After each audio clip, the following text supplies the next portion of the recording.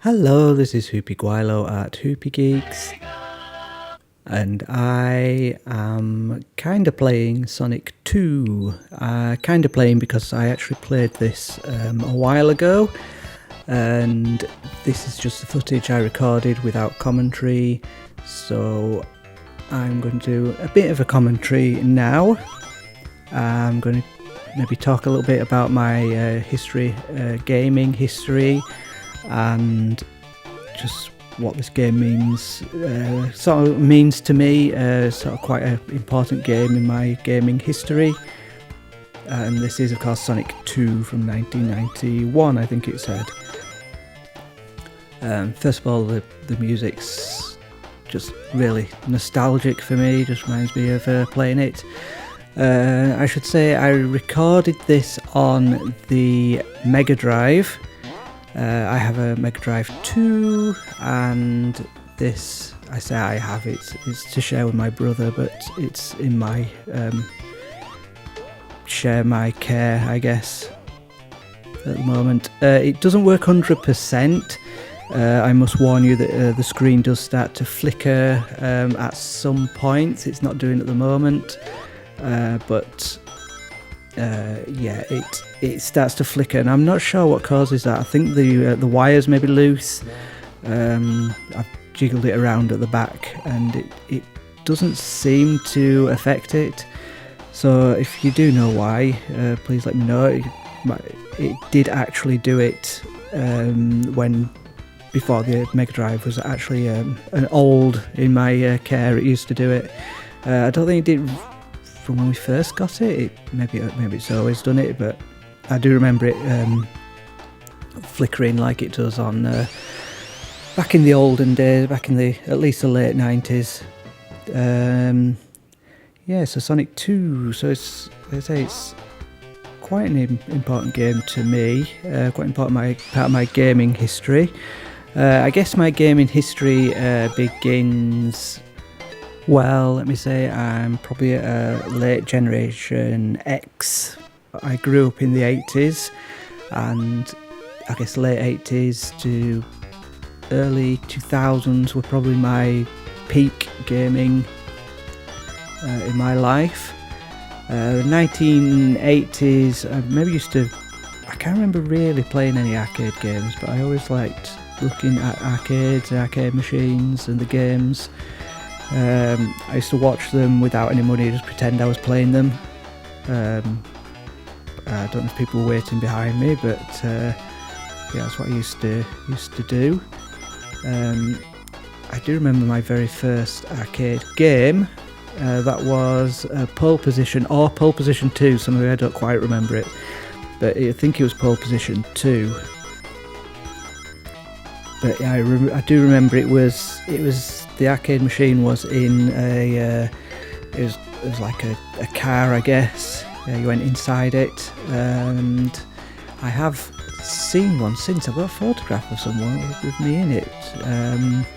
I saw it at Leeds Retro Game Centre. They've got one in Leeds, just outside Leeds, and there was one there on the top floor. The very first arcade game I ever played, and I played it on the East Coast, where all the soil's eroding away. This is where the screen's flickering, so I do apologise in advance for this. Hope it's not epilepsy causing flicker.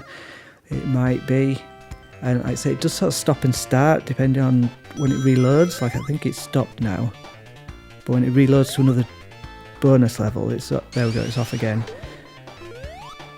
Like I say, I don't know what causes it. I have wiggled the wire around, taken it out, put it back in. It just seems to be sort of random. Yeah, so yeah, I played Pole Position 2, POW, Prisoner of War, I remember that being there. This arcade's probably fallen into the sea now, because it's where the coast is eroding really quickly, and yeah, so it was probably about 10 pence to play it then, probably 50 pence maybe. So that's my arcade playing history. That's where the start of that was. I think that was the first ever arcade I played. There might be a couple of others. My grandparents lived in Carlisle. I remember there being some arcade machines in one of the cafes at Carlisle railway station. I think it was a football game. And later on, I'm pretty sure there was the Sonic arcade game with the little ball you turn around to control it. But yeah, so if anyone's from Carlisle and can confirm that, whether that was there or whether I saw it somewhere else and I've associated it with Carlisle, but I do remember there being arcade machines in the cafe there. I mean, obviously that was later than Pole Position or Pole Position 2. I'm pretty sure it's Pole Position 2. Yeah, so that was my arcade history at a very rough arcade history. We also used to have a fun fair that came to my village park, and they used to have lots of arcade games. Usually Rampart was there, that was one, and I'm sure there were others. There were others games, but Rampart, not Rampart, Rampage with the Godzilla and other King Kong and another creature. I don't remember who it was. It was a 3-player game, but I had played that on the Spectrum ZX at my friend's house. Yeah, I'll just cut back to the game for a little while here. I'm playing this solo as just Sonic because I was playing the entire series through. I did record Sonic 1, but I moved the video just recently to edit it together, and it completely disappeared. It's not on my computer, it's just gone. It's like it didn't transfer, it just deleted. It's not in my recycle bin, it's not in the folder I sent it to, it's not in the folder it came from. It just disappeared, completely disappeared. So I had like part of Sonic 1 left, because I played that one on... I didn't play this is Mega Drive, so I played that one on PlayStation 3, so I could save the game at any point. And yeah, I lost it. So I might replay that again. I might replay that with a proper commentary from myself. I'm not sure I can talk about the game for an hour, 2 hours, however long the game is. I do really like the music to Sonic 2. So it's just so nostalgic. That will sound really bad if for any reason the audio I'm recording isn't in sync with the audio that is on the video, which may be the case. Yay, I got another Chaos Emerald. And there we go, flickering again. So I've got 2. I don't think I get all 7 on... Is it 7 or 6 on Sonic 2? 7, isn't it? I don't get them all anyway on this playthrough, but I have had before. And I think there was a trick as well that you could reset the computer. You could go to the first spinny bollard thing, and you could reset after getting the first one and just try get them all on the first level. But I've not done that yet. Oh, bit of a glitch there, I think. So I will get to how important Sonic 2 is and a full review at a later point. Hopefully I've put timestamps in. And yeah, so my actual gaming, so my gaming history, I guess it begins with going around to friends' houses. They probably had a Spectrum ZX. I don't think anyone had the Commodore. I just remember they had the Spectrum. I can think of at least 2 friends who had the Spectrum, and I used to really like going around and playing them. Rampage was one of those games that I remember playing, and just trying to think what else I might have played at the time. I don't honestly remember what games I used to play. Yeah, I really don't remember. I don't remember. I should do, but I don't. I just remember playing Rampage at a friend's house. Anyway, I really wanted a computer, and I think probably my parents wanted one anyway, and I do remember going around local, I think it was Comet, going to Comet, just sort of scaling up which computers were the best ones to get, and we settled upon the Amstrad 464 or C464, and I got lots of games for that. So it started off playing, the first ever game I played on our own Amstrad was, what was it? Oh, should I say about the Christmas Day? Okay, so, no, I won't say about Christmas Day. No, well, so we got it for Christmas Day. Both my grandparents were visiting that Christmas, which was a rarity because, like I say, one lived up Carlisle, I lived near Leeds. It was quite a long way, really, for Christmas holidays. They didn't come. They used to come every other Christmas, and I think it was every 3 Christmases. Was they spend the time with their cousins, have one with my cousins, my uncle and aunt. Then they'd have one by themselves, and they'd come down to us. So we didn't really have that many Christmases with them. My other grandparents came every single Christmas, which was great. So it was kind of a good family tradition. I suppose it's quite sad from a nostalgia point of view that obviously that doesn't happen anymore because people pass away. Christmases aren't what they were, but I think they aren't what they were because the people aren't around anymore. But you get a new family and you spend it with us and it can be enjoyable again. That's the way life runs. But I'll get back to those Christmases a little bit more because a lot of these games, my game history revolves around Christmas. Yay, another goal. And so Christmas Day, what we'd normally do is we when I was young, we used to open maybe one gift in the morning.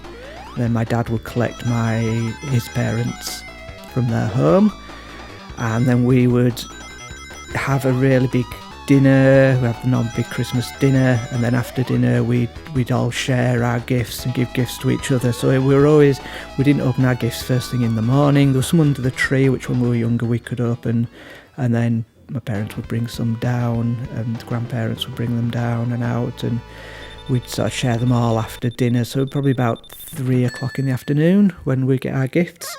And I will say that I was quite young at the time, but I got a joystick as one of my gifts, and I had a bit of a hissy fit, say, oh no, it's not fair, I've got a joystick but there's nothing to play it on. And I remember being really upset about it, saying, why would you get me a joystick when we haven't got a computer? And then obviously they brought the computer down. So a child's fit of upset. I don't remember how old my brother was. He will have been there. He's younger than me, but he will have been there at some point. I don't know what I'm doing here, jumping backwards and forwards. And so that was it. That was the first computer. We got the Amstrad C464. And I really enjoyed it. The first ever game we loaded up and played was Park Patrol. I don't know if anybody's ever played or heard of Park Patrol. It was a very simple game, as all games were back then. And it was basically, you were a park keeper and you're on a scrolling screen. You could collect cans. You collect 10 cans, 10 the colour-ish cans, and they're red and white cans, but I always thought they were colour cans, which I guess they probably were supposed to be. And so you could go around, you collect the 10 cans without being killed. You could be killed by there were snails that would sort of come after you, and you could knock the shell off the snail and then push the snail into the water.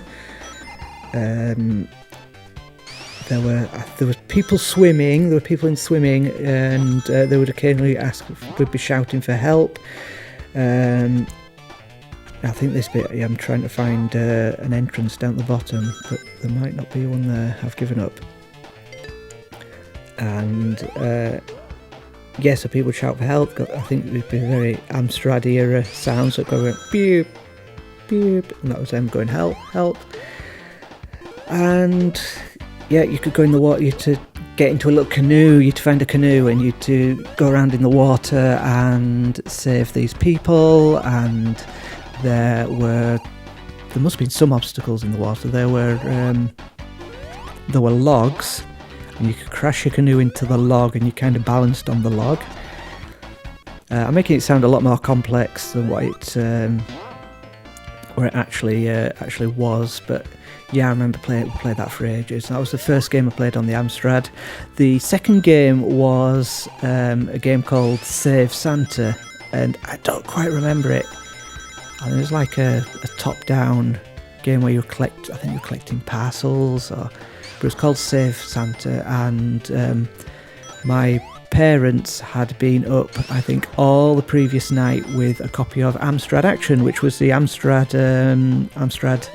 magazine. I'll get to that a little bit later, I think. We've got a little bit to say about that. And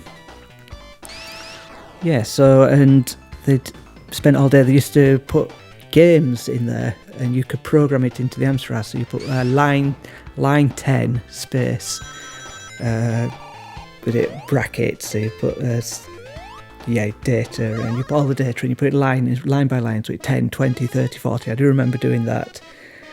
And they'd written it in. They spent all night, I think, writing it in, and we played that one. I also think it came with the 10 games hits. Now I think I can remember most of what was on there. There was a football game which I don't remember the name of, but there was a football game.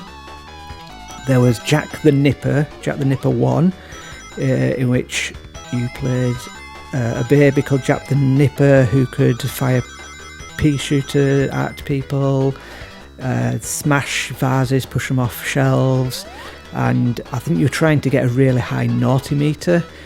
I can't remember what the goal of the game was, if it was completable or not, but you could fire a pea shooter at people, then they get angry and they chase you, and when they were touching you, you'd start losing your energy really, really quickly. And that's basically what I remember Jack the Nipper. I remember I quite liked it because I got the second one, the amazingly titled Jack the Nipper 2, which he went to the jungle, he crashed in his aeroplane or something, and it wasn't as good.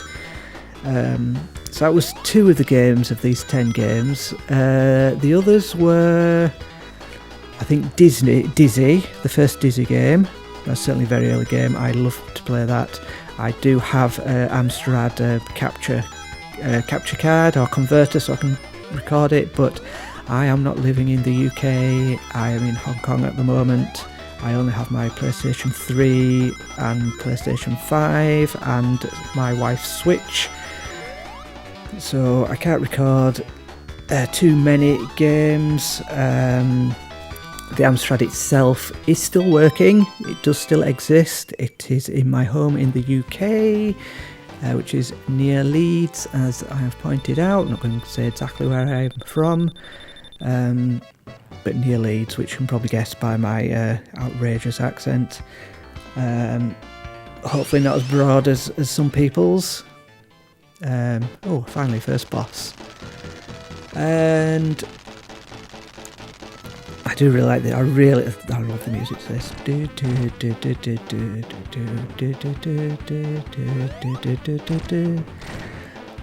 Like I say, probably annoying people if it's out of sync.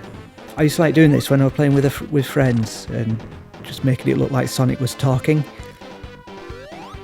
I probably should have done that as my commentary. Done a Sonic talking commentary. I always try hit him again, I don't know why. And so there was Dizzy with it. I didn't complete that until maybe early 2000s when I took out the Amstrad again. I thought, I'm going to complete this. I'm going to complete it because I could never get to the end. My mum did. My mum quite liked playing games, which I'll get to again in a moment. And I'm sure she finished Dizzy. Dizzy, brilliant game series. I don't see why it can't come back in sort of an extended version of its own, in the original style.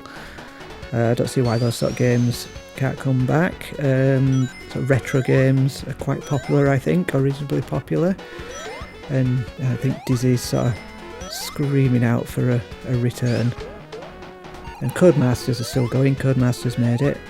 And there was kind of a new one. There was like an abandoned game, and it got released on PC, which I guess is a Dizzy website that it's available on. I've never actually played this Dizzy, but it was a newish Dizzy game, a new old Dizzy game, or an unmade Dizzy game.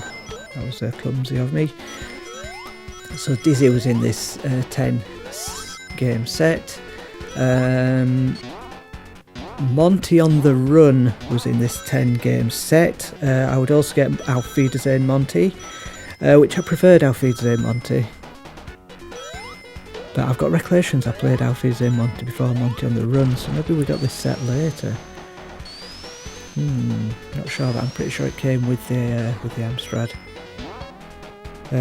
No, I'm trying to land on it, but you couldn't spin in the air there. And other games in this set, what else was there? I don't remember if Winter Olympics was there. There's certainly an early game I got.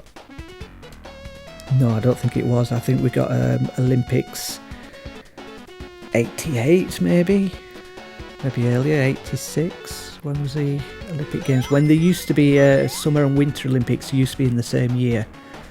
And they released, I'm sure it's Epyx game, EPYX Epyx Games, and they released Summer Games and Winter Games in the Olympic year. I prefer the Winter Games, if I recall. It was on, I think, 4 tapes, because the games for the Amstrad, it was a cassette, so they're all on cassettes. It took ages to load up. Used to make the do noise when it loaded up, which again, that'll bring back lots of nostalgia if I get round to recording some Amstrad games, which I hope to do. I do hope to do. I was saying about Dizzy as well in 2000. Yeah, I completed Dizzy in 2000, but I technically didn't complete Dizzy. I got to the end, I got to the Wizard Zax, I'd made the potion, I took the potion to Zax, and the game crashed. It completely froze, it completely locked up. So I take it in my head that I completed it, because I did everything I needed to do to complete it, but it just crashed at the very end. So I suppose technically I have never completed it since... When did Dizzy... Oh, I've got caught. That was foolish. When did Dizzy come out? 80 something? So yeah, never properly finished Dizzy 1. Have I finished any of them? I don't know if I have. Treasure Island Dizzy, I drowned underwater, got quite a long way and drowned. Fantasy Dizzy, don't think I ever completed that. This was on the Amstrad. So I really like the Dizzy games. Was it Fantasy World Dizzy and Magical Land Dizzy? Magical Land Dizzy, that one, I didn't finish that one. And there was another one. Was Prince of the Oak Folk, was that an extra one? Was that a tagline for one of the games? I don't remember. And from Dizzy I also played the Super Seymour games. This wasn't on this 10 game disc. Cassette. There were 2 cassettes. And I don't remember what the games were in. Crackout. There was a game called Crackout, which was Crackout, and it was like, I think it was called Crackout anyway, the original game, or Knockout, and you'd like a bat, and you're moving up and down the side or the bottom of the screen. You're sliding up and down, a bit like Pong. And you bounce the ball and you're breaking blocks, and it was great when you got the ball behind the blocks, because it go ding ding ding ding ding, stick behind the blocks. It's still a game that's played today. You do still see it. It's probably on PlayStation 5 even as maybe an arcade classic. Maybe not in that version, but obviously a lot of games back then were knockoffs of more famous games. So my Amstrad CPC history, obviously it was a family computer. I think a lot of these games were mine. They were really cheap. Games were super cheap back then. They were like $1.99 for a budget game, $1.99, $2.99 for a budget game, £1.99 or £2.99 for a budget game. I think when they were new they were £10, and that was like crazy expensive for a game. or how little we know that games would go up to like £40 when the next few generations would come out, which will remain for quite a long time until recently, and they're now about, I don't think I'm going to complete this level, I think they're about, they're now 70 quid for a new game, 60 quid, which is insane. Anyway, the Amstrad CPC, so games that I had, they were all on cassette, were that I really, games I liked. I had Scale Extric, and that was meh, that was alright, it was okay. I had the Roland games, which were the Amstrad exclusive games, so Roland in Time, I think was the first one I played, Roland in the Mines, and there were a couple of others, so quite a few Roland games. They were kind of Sir Alan Sugar's mascot, although Dizzy probably should have been the Amstrad's mascot. And wow, I've been waffling for nearly half an hour. I hope you're enjoying my history of games. Oh, I got another Chaos Emerald. How many is that? 4. Oh, I'm doing okay. Maybe I do get them all. I'm pretty sure I'm stuck on one for quite a long time, because they get really hard. And like I say, with Sonic 2, I used to play with my brother. The music for this level's Hydro City is really good. Even when you play Sonic Mania, it's just there. Brilliant music. Still stands up today for its simplicity, 8-bit glory. Just addictive fun. I think the Mega Drive sounds better than the SNES as well. And the video's getting a bit glitchy as I'm playing it. Hopefully the sound's still okay. So I used to play with my brother. My brother would be Tails, and obviously I would just say, Tails, fly me up, and he'd fly me up. And it was a lot easier. The bonus levels were so much easier because Tails could go one way, I'd go the other way. I probably always blame my brother for losing lots of rings. Even though I'm pretty rubbish myself. Yeah, they're going to fall at some point, that's it. So yeah, but Amstrad games, Killed Until Dead, which I have mentioned in one of my videos, I think the Ace Attorney game, which sort of reminds me of Killed Until Dead a little bit. But yeah, that was a murder mystery game. You could set up spy cameras and cassette tapes and listen in on people, and people would phone you and you get clues and then you'd accuse them. So it's a bit Cluedo-ish, but yeah, I remember it being a really good game, but I have a feeling I lost one of the tapes. It was a two-tape game, which was annoying. So it loaded up the base game and then the missions sort of separately, or the cases separately. And again, another game I never completed. Dizzy, I got most of the spin-offs for Dizzy as well. Really like the Codemasters game, so I got Super BMX game. I think actually that was my brother's game, was a BMX game. The car racing game, which probably very many ways inspired Micro Machines games. What else did I have for the Amstrad? With hundreds of games. Barbarian was real good. Barbarian 1 was better because that was like one-on-one fighting. Barbarian 2 was a bit more, wasn't as good. I didn't like Barbarian 2 as much. I always remember Wolf from Gladiators was posing as a gladiator on the front of the box, which I didn't notice for quite a few years later. Yeah, what else? There's another game I want to talk about, which I'm kind of proud about within the family, but I'll get to that in a moment. Super Seymour being one of the key, it's a Dizzy kind of clone, but it was by Codemasters. I really liked the Super Seymour game. Oh, Super Seymour Goes to Hollywood. I didn't actually have Wild West Seymour. I'm looking for 3 more rings while I get them. So I got, Super Seymour, and no, I'm not going to get those 3, you idiot. and there was Bomb Jack. There was a version of Super Seymour that was based on Bomb Jack, if you remember Bomb Jack, in which you had to get the bombs in order and fly around. Super Seymour Saves the Planet, maybe? I always took it that was one of his movies that he was making, because he wanted to be an actor.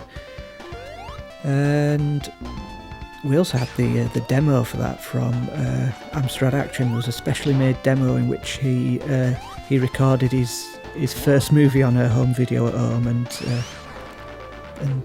I think you had to send it off to get him noticed as an actor, and that led into the main game, which he goes to Hollywood and tries to become an actor. And you were solving. You're trying to fix the movies, so there was like Frankenstein, and Frankenstein's monster wasn't up to the movie, so you had to get something for him to help him get ready for the film. Something like that, I don't quite remember. That didn't hit me. Why didn't that hit me? It didn't hit me then. Oh, that's glitching. Am I going through that? How interesting. Oh, right, I was going through that. I've noticed that before. Okay, and other games I play for the Amstrad.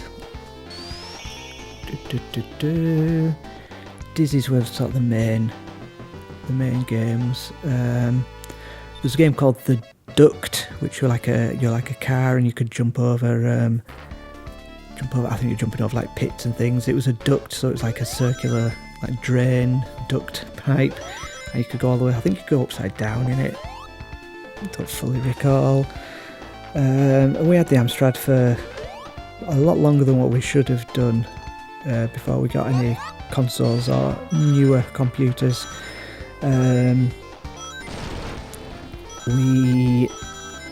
I'll get back to what happened with regards to my mum, which was sort of really proud about. My mum used to like a game called Get Dexter 2. She really liked Get Dexter 2, but didn't play the first one too much. And she played it, and she used to draw maps for it. She drew complete maps. She wrote a full walkthrough for the game, how to play the game, step by step, what you needed to do to complete it. I didn't even know how to play the game, never mind complete it. I would love to go back to it. We do still have. Oh yeah, so anyway, she sent these maps off to Amstrad Action, which I mentioned before, and she won the top prize for the. Yeah, she won the top prize for the month, which used to be a game or several games, and they sent us a few games which I have no idea what they were. We do still have the Amstrad Action that had her walkthrough and maps in, so we're kind of quite proud of it. Maybe that inspired me to do these sort of videos as well, although I'm not actually doing walkthroughs, and I can't bother making maps for games. Not that you need maps for games anymore, because they're in the game these days, but back then you needed your magazine. You didn't have the internet, you couldn't go on the internet to check this stuff out, couldn't find your walkthroughs online. Although the internet kind of existed, I remember we were going to get the modem for the Amstrad. Not that it would have done very much. I can't imagine there being very much on it in the late 80s, very early 90s. I'm trying to think of other games. Ghostbusters. I love the Ghostbusters game. I believe that got a remaster as well. Rainbow Islands, which I got on the Arcade Archive game series recently, which I quite enjoyed playing, but I was a bit disappointed that they changed the music. The music used to have Somewhere Over the Rainbow playing. I can't believe that's copyrighted music. Surely that's in the public domain by now. It's a 1939 movie, so I'm not sure about that. So she mapped out Get Dexter 2, sent off to Amstrad Action, got published in Amstrad Action, won some games. We've still got the Amstrad Action magazine somewhere in my house. My dad will have put them somewhere. He wouldn't have thrown them away. Certainly not that, because my mum passed away, and he'd kept that for sentimental reasons at least. So yeah, I'd love to dig that out and have another look at it, because I do remember her writing all the maps, and I didn't know she sent them off. It was like, oh, you're in the magazine, you're in the magazine. So yeah, it's sort of our only family's claim to fame is that at least the parents and myself and brother and dad claim to fame that my mum once got the walkthrough printed in Amstrad Action. Nowadays, obviously, that sort of thing doesn't happen. Anybody can just publish stuff online and waffle over videos, that sort of thing. So yeah, we're obviously very pleased with that. And I'm trying to think which, I don't know what number it was, but I'm pretty sure it had the Bash Street Kids on the cover of the Amstrad Action. So if you've got an old Amstrad Action and you find the maps and the walkthrough for Get Dexter 2, you could comment below, let me know what issue it was in. Let me know if it was any use to you, if you're an old Amstrad player, or just an old... Oh, I probably didn't know that was or just an old gamer like myself. Then that would be very nice to sort of hear if it was... It'd be brilliant to hear if there's anyone out there it was anybody any use to. Very unlikely anybody watching that will have watching this video will have A, got this far, or B, even had an Amstrad or played it. So yeah, so later on we got the Amstrad 6128. The 6128. This was the disc drive one, and you could still play the Amstrad 464 games. It was quite good because they get a slight maybe audio boost or a slight graphical boost. They'd be ever so slightly better on some record sometimes when you played it. The problem was it had like an external tape recorder, and it had to be sort of specifically formatted for the to work on the 6128, and it was just for playing computer game tapes. And I used it to play a normal music tape, and it would never work. It would never load up the computer data after that, which was a bit weird, really. But that's the way it is. So we did get some disc games, not too many. The one I remember was Alien, which was like a top-down version of Alien, and you were playing as a Nostromo crew, and you were moving them around room by room, trying to escape the ship. You could control, I think, all the characters. I think the alien hatched from a random character. I don't think it was always Kane. I think it was a random... Is it Kane? Is Kane? John Hurt's character, is it Kane? It is Kane. But I can't remember if Ash was always the robot. I think he attacks you at some point, and when you spread about, the alien attacks you. You have to go back, you have to get Jones. You have to escape with Jones the cat. Again, I never completed it. I don't remember it was any good, but I think because it was Alien, I used to keep putting it on, even though I don't think I'd seen any of the Alien films. That was kind of my introduction to Alien. The first Alien film I watched, incidentally, I think was Alien 3, but it might have been Aliens Director's Cut on TV one night. But I do remember watching Alien 3 with my parents. We were playing cards. We were playing a card game or Monopoly or something like that. Wow, interesting. I don't quite remember. So it must have been like Christmas time. It must have been a Sky premiere or something. Lots of nostalgia there. Okay, and yeah, so I didn't really get too many games. The only thing I really remember about it was I think we had Operation Wolf, which was sort of the first-person shooter game. And characters just got to come out with a knife here. We didn't have the gun for it. And a friend of mine had a newer Amstrad than the 6128, like a proper PC Amstrad. And he took the disc, borrowed the disc, because it took the same discs. They weren't the normal floppy discs. They were like I don't know what the disc, I don't know what it was now, I don't know what size it was, but like a more of a square, thicker disc than the floppy discs that they're not around now, but you know, you do kind of see them a little bit more.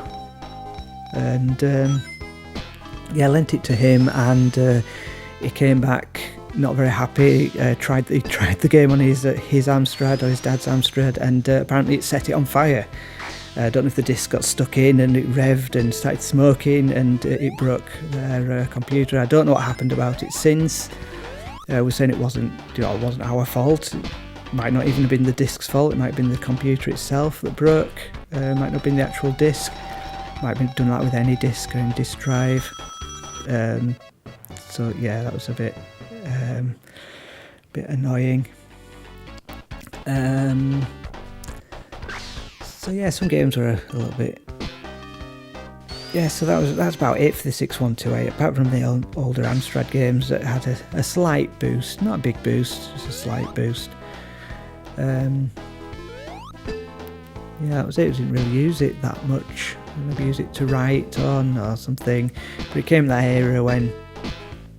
We got in that era when, you know, the computers were dying out. At least the Amstrad was. It was getting quite old. You're slowly starting to get some better sort of desktop computers. My battery's about to die on my computer. I'm just going to plug it back in.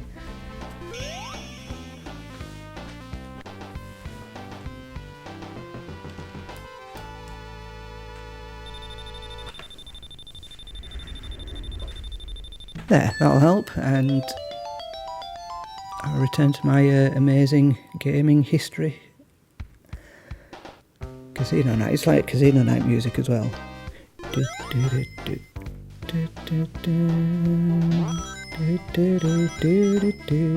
I've played this game loads, I haven't even got to the history of this yet. So we started the Amstrad way past when the Master System and the NES were out.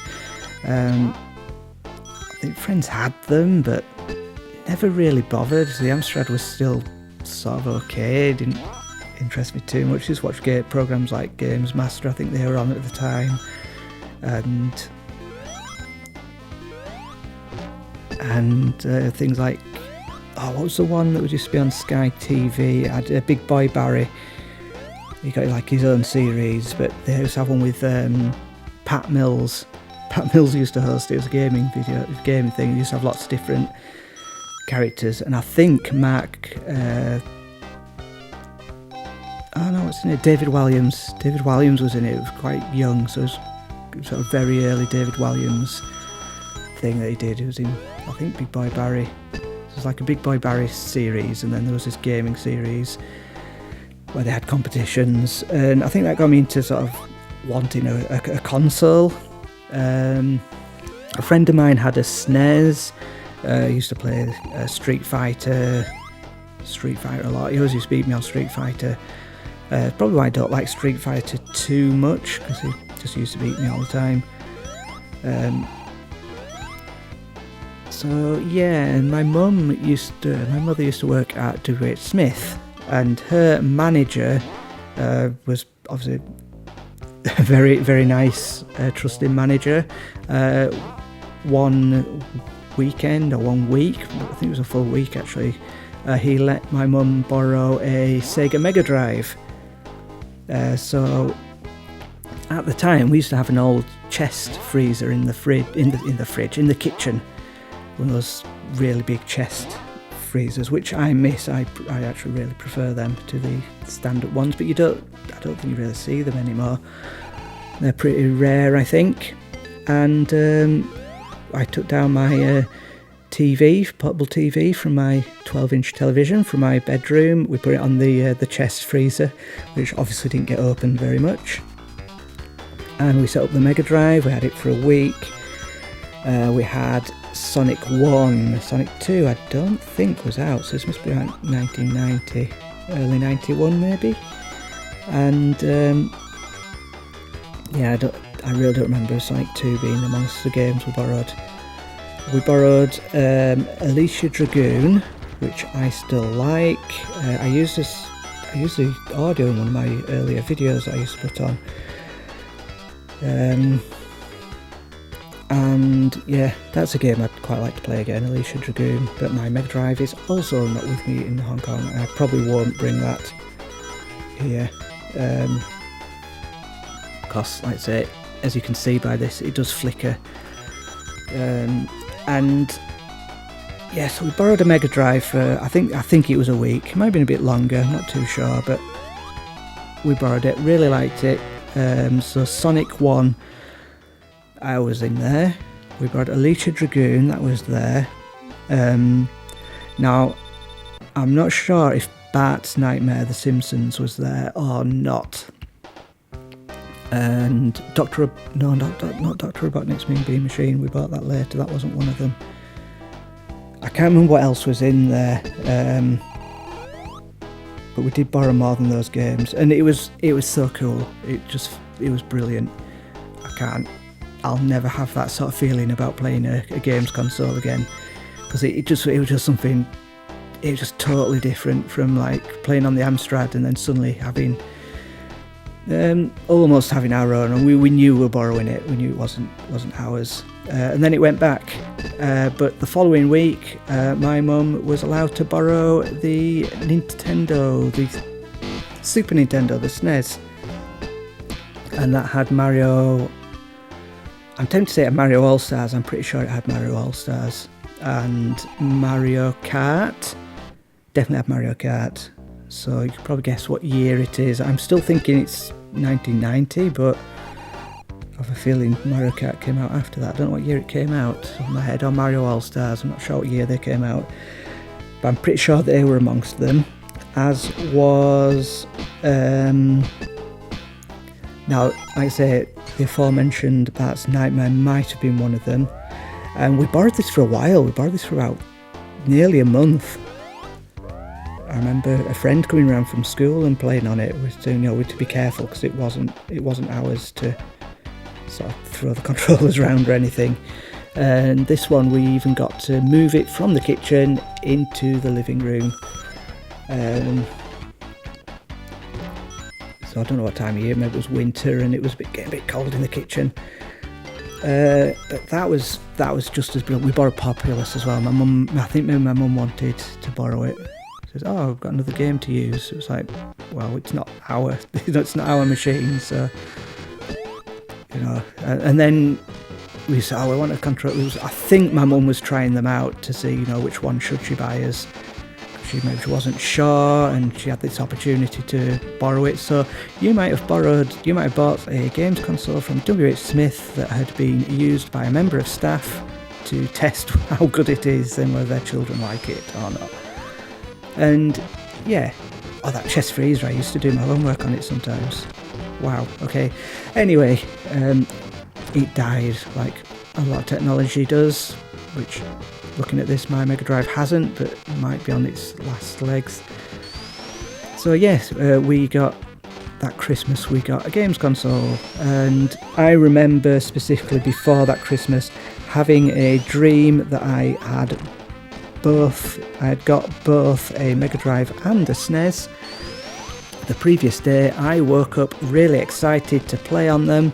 I ran downstairs and thought, oh yeah, it was a dream, I don't have either Mega Drive or a SNES. But that Christmas we got a SNES, my brother and myself, and it came with this game that I am playing right now, this very game I'm playing right now, Sonic 2.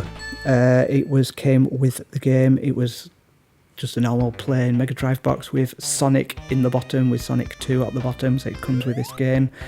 And I remember opening it, and inside was also PGA Tour Golf 2. I tend to say PGA Tour Golf 96, but I don't think it was that late. Can't be that late, it can't be 96. That's Mega Drive here, that's why would I do that? It was a stupid thing, just stay above the spike, why don't I? This incident, going back to Sonic 2, which I'm on with now actually, so it'd be a good time to maybe do my review of the game, but I used to love these bits with the seesaw, but this game, this level is where it started to get a bit, going on a bit long, is this. Used to like jump in, see how high I could get, which I'm probably still doing. Yes, we got it, and we opened the box up for the Mega Drive. We were really excited. I'm pretty sure it was Christmas Day. It must have been Christmas, and we're like, yay! I think I would have quite liked the SNES. I really liked Mario Kart. Mario Kart was brilliant, although I've played it again since. It's not that good. The newer ones obviously are, but the first one, it's dated quite bad. Mario All-Stars, yeah, brilliant. I'm sure that was in there with it. Anyway, so we got PGA Tour Golf. It was PGA Tour Golf 2. It wasn't 96. PGA Tour Golf 2. And when we got it, it was a bit. Didn't really like it. It was a sports game. Wasn't really into sports game. In Amstrad era, didn't really play that many sports games. Maybe a few football games, but nothing serious. And yeah, that was our Christmas present, me and my brother. So we played this. I don't remember what other games we got Christmas Day. We must have got one other game, but I don't recall. But that Christmas, every Christmas, we'd always get a bit of money from at least one grandparents, but probably both. And what me and my brother used to do, we used to get together. We used to say, let's share what we got and get a game to share between us. And Mega Drive at the time, I was from the UK, so it's Mega Drive, not Genesis. And the Mega Drive at the time had a lot of 2 games in one set. And another aspect of my history. I'm just going to go back in time a little bit.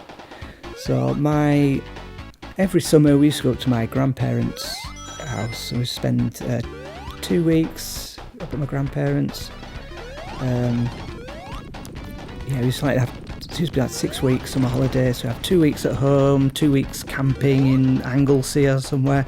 Usually Anglesey, we used to go there a lot. So we used to go camping for 2 weeks, and then go to I'd go to my grandparents for 2 weeks, and they're like some of the happiest times of my life, because those summer holidays, because it was like 2 weeks camping, which I liked at the time. I did kind of go off camping a little bit. I won't get into that. Let's just say I had a 2 weeks non-stop rain, and my tent flooded, and I was sleeping in the car, and I was very uncomfortable, and I've not really been camping, never been camping since. And so 2 weeks camping, then there was 2 weeks with my grandparents, and sometimes they'd come back with us for the remaining 2 weeks. We'd spend time with my uncle and aunt's house, and they had an Atari ST. So we used to play games like Ninja Rabbit, Monkey Island, Speedball 2, I think, was one of them, and there were a few other games, top of my head I don't remember. There was Krusty's Funhouse, and these are over various years. This wasn't just before we got the Mega Drive. And then we were I'm getting a bit mixed sort of order of events, but they obviously got a better computer or something better than the Atari ST. So was it the 520, ST 520? So we got, they gave it to us. It was at my grandparents for a while, so we could play it at my grandparents. I used to play Megalomania loads. Summer I used to play that a lot, and Chuck Rock. That was one. And yeah, I used to love it. It was around the same time we got the Mega Drive, I can't remember. But in the end, we got it. I've still got it. I've not tried record from that. I've never even done a test to see if I can record for it. I would love to try. There's a lot of games I used to play. I will get to that a little bit. I'm going to go over the Mega Drive first, because yeah, Mega Drive. Friends used to come around to play on the Amstrad. We used to play games on the Amstrad a lot. But it was really when we got the Amstrad, we got the Mega Drive, that friends used to come round and play games. A friend also had a Mega Drive, and a lad over the street used to have one. Used to swap games, and so he had ToeJam and Earl 1, and another friend had Toe Jam and Earl 2, Panic on Funkatron, so we sort of swapped the games. I think we completed both of them, but we played those by borrowing them. We used to swap games loads. The Mega Drive, really enjoyed playing it, really loved the Mega Drive era. Obviously this, which I'm still trying to do this level a lot easier with Tails. I don't think I complete this. I think I'm still playing this at the end of the game playthrough. Wow, I've been waffling for nearly an hour. I hope this is interesting to people. So yeah, so Christmas Day, Christmas week. So between Christmas and New Year, we're still on holiday from school, and we would get Mega Drive games. And we got Speedball 2 because we played it on the Atari ST at my uncle's, and that one was bundled with... what did it come with? I will remember. No, I can't remember. I can't remember what it was. But Speedball 2, I love Speedball 2. It didn't have the ice cream line like it did on the Amiga. I don't think the Atari even had that one. And failed again. And yeah, played lots of games on that. It was like friends would come round, like, you know, I got on with the new friends. We're playing Warhammer, which I'll get to in another video. I'm going to cover my Warhammer and Games Workshop history at some point as part of my geeky history. But I'm just covering my games and gaming world at the moment. You idiot! Why would you just drop on lava? So yeah, that was Mega Drive era. So what else did we get? I bought Bart's Nightmare, The Simpsons. That was I really enjoy that. It's not gone down very well. I've seen sort of modern reviews of it saying it's not a very good game, but I remember really enjoying it. It's a pretty easy game if I recall. I'm not doing very well down here. I think I remember why I didn't like this level. Sonic 3 we got Sonic 3 on the day of release, and we were playing Manhunt, which is like hide and seek, if you don't know what Manhunt is, but like with lots of you, there's loads of you playing it, so it's not just hide and seek. When you TIG one, they join you, so there'll be two people who are it. I get stuck here for ages. I think I go in again. No, I don't. Do I go in again just for a laugh? No, something I used to like doing. And yeah, so brilliant. We used to play Manhunt. I played Manhunt until probably about 17 years old, and we really enjoyed it. We'd play it till we'd sometimes play it at 11 o'clock at night. We'd just run around the streets, you know, people telling us to shut up because we were shouting, "He's over here, he's over here." And that's not my gaming history at all, but one I do remember was playing it in really thick mist, and we sort of see a shadow coming towards us. I thought, is that a person who's it? They come in, and it was so hard to play it because it was just so misty. You could stand on this same street and they just couldn't see you. I don't remember seeing mist like that again in the UK. I had mist once where you couldn't see over the road. That was really bad. But no, never again. I've seen it like twice where you couldn't see like down the street. Just don't seem to get mist like that anymore. I suppose twice in a lifetime up to 17 isn't much. Anyway, moving back to gaming, which is what I'm supposed to be doing. It's just a massive nostalgia trip. Might be people out there who are interested. So my friends used to come round, used to play. Oh, we used to play a lot. Oh no, we got Sonic 3. I got Sonic 3. We got Sonic 3 day of release. We came home. We went out to play Manhunt. My brothers, I went back inside the house. And my brother's shouting outside with my friends. He's shouting up, "Don't be playing Sonic 3. Don't be playing Sonic 3. We're going to play it together. Don't play it yet." And I couldn't resist. I turned it on and I played a little bit of it and then put it away very quickly. It can't have been wrapped in plastic, or we'd opened it up, maybe even in the car before we got home.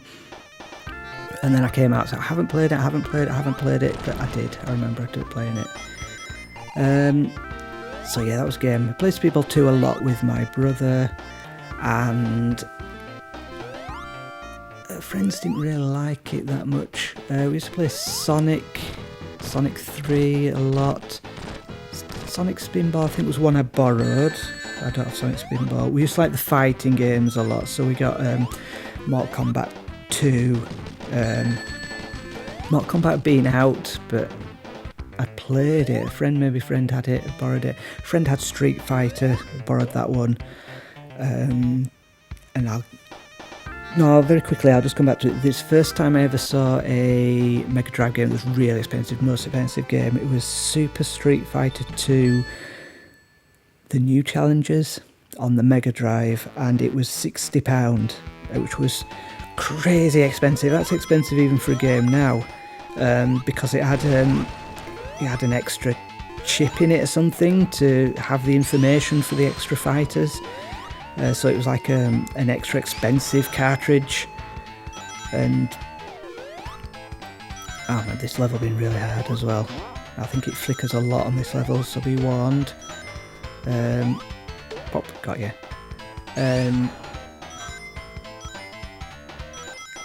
Yeah, so it was...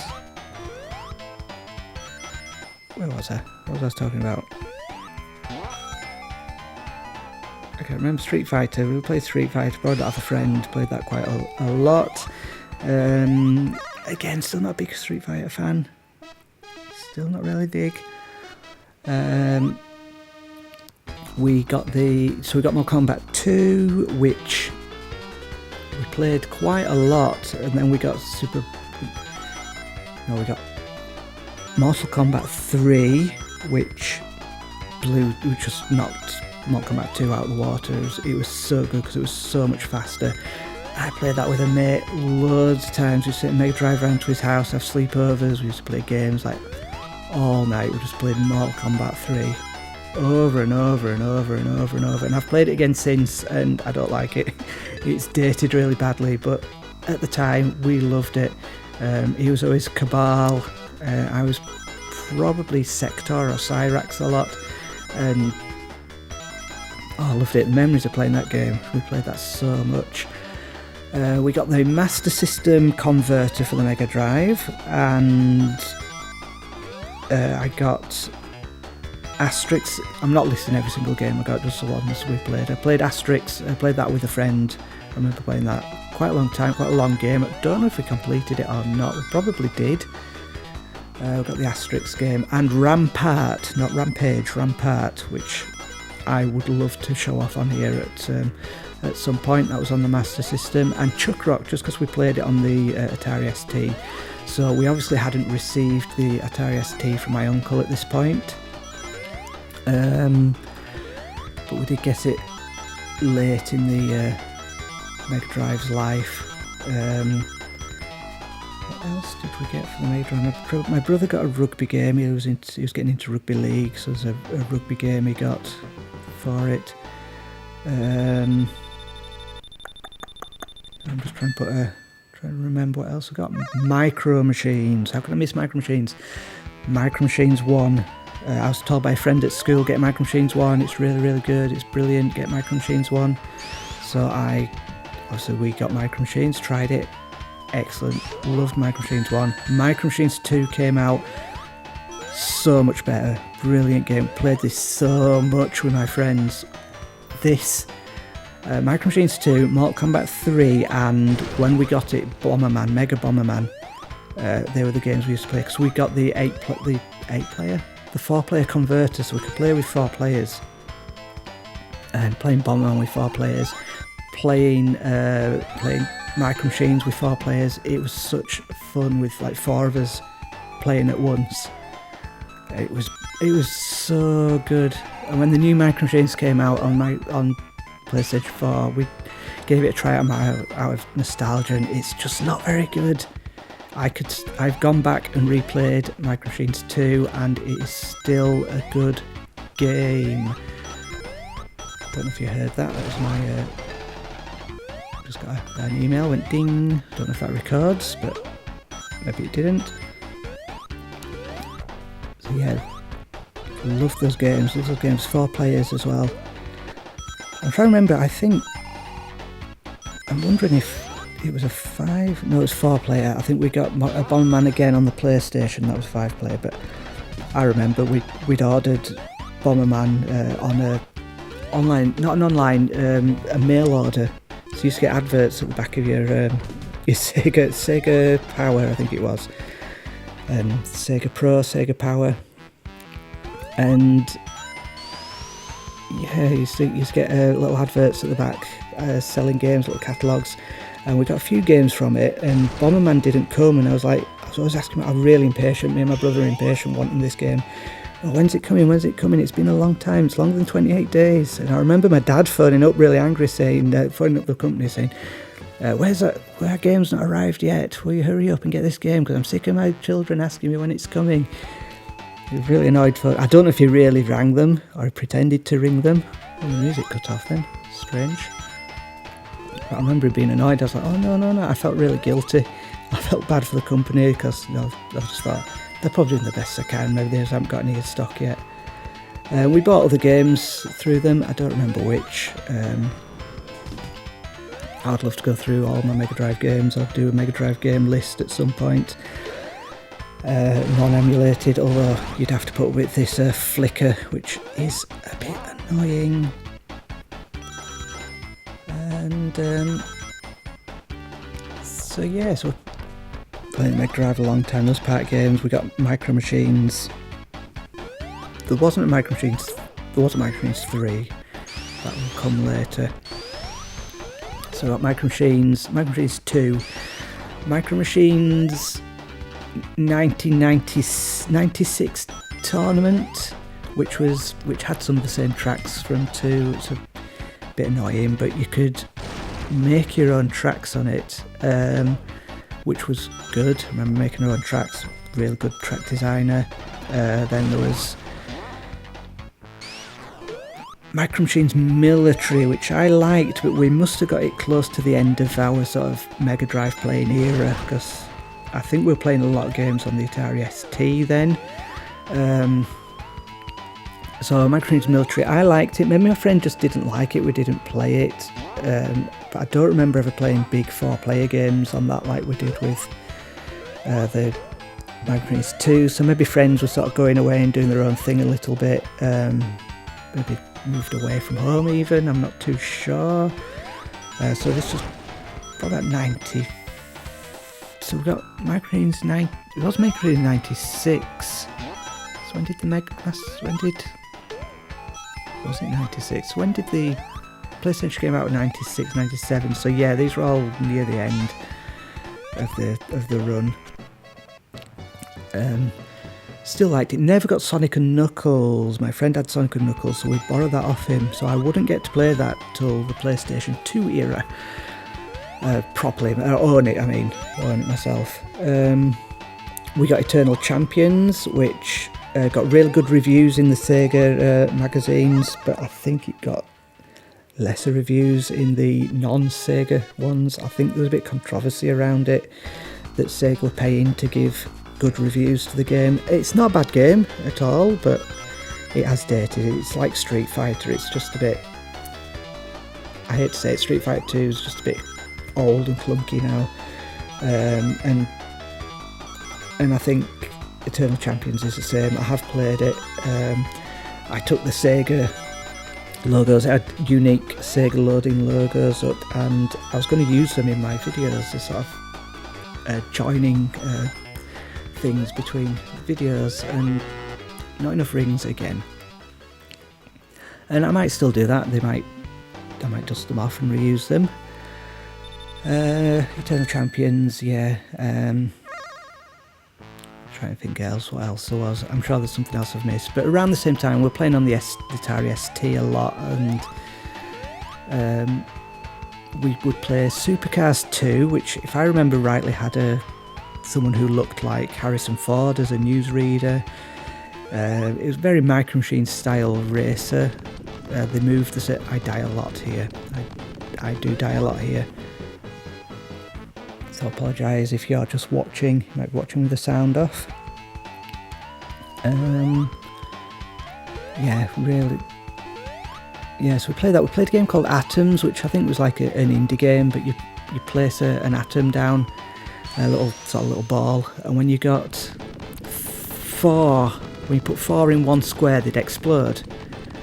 So the one in the middle, the square, it was in squares, it was on a grid, so the square in the middle would end up with nothing in it, and then you'd have 4 atoms, so 4 spheres in the squares next to it, so there'd be 1 in each square, so they'd like explode, and the idea was to knock your opponents off the grid, and we played that loads. That's so many times, we played that lots. I really enjoyed playing that, and being disc, it loaded up a lot quicker than the Amstrad. It wasn't as quick as the Mega Drive, of course, but it was on floppy disk. That was good. We played a little bit of Hero Quest, but not too much. We preferred Space Crusade. That was a game I played a lot with my brother, especially. I did play it with a friend a little bit because you could play with 3 of the Space Marine Whoops, got squished. 3 Space Marine chapters, so we play 1 each. I think I was Ultramarines, I think my brother would be in Blood Angels because he ended up collecting those in Warhammer 40k, which again, that's another video. And my friend would be in, was it Imperial Fists or Crimson Fists as the 3rd one. We enjoyed that, we liked playing that, that was a good game, like a top-down game. There was, you idiot, there was a skateboarding game which I can't remember the name of, but you sort of skating along a bar and you had to jump across to another bar when an obstacle came. That's a game we played quite a lot. Supercars, I think, is the one that we probably remember because I won't say what our names were, but we each had our own playing our own game. We had our own title, so it's like our own initials and like that. A nickname which we do occasionally use in some games. What else did we play on the Mega Drive? We had on the Atari ST. We had Lotus. My brother had Lotus, one of the Lotus games. Probably Outrun was there. Chuck Rock, which I mentioned, Megalomania, which I mentioned previously. I really like that game.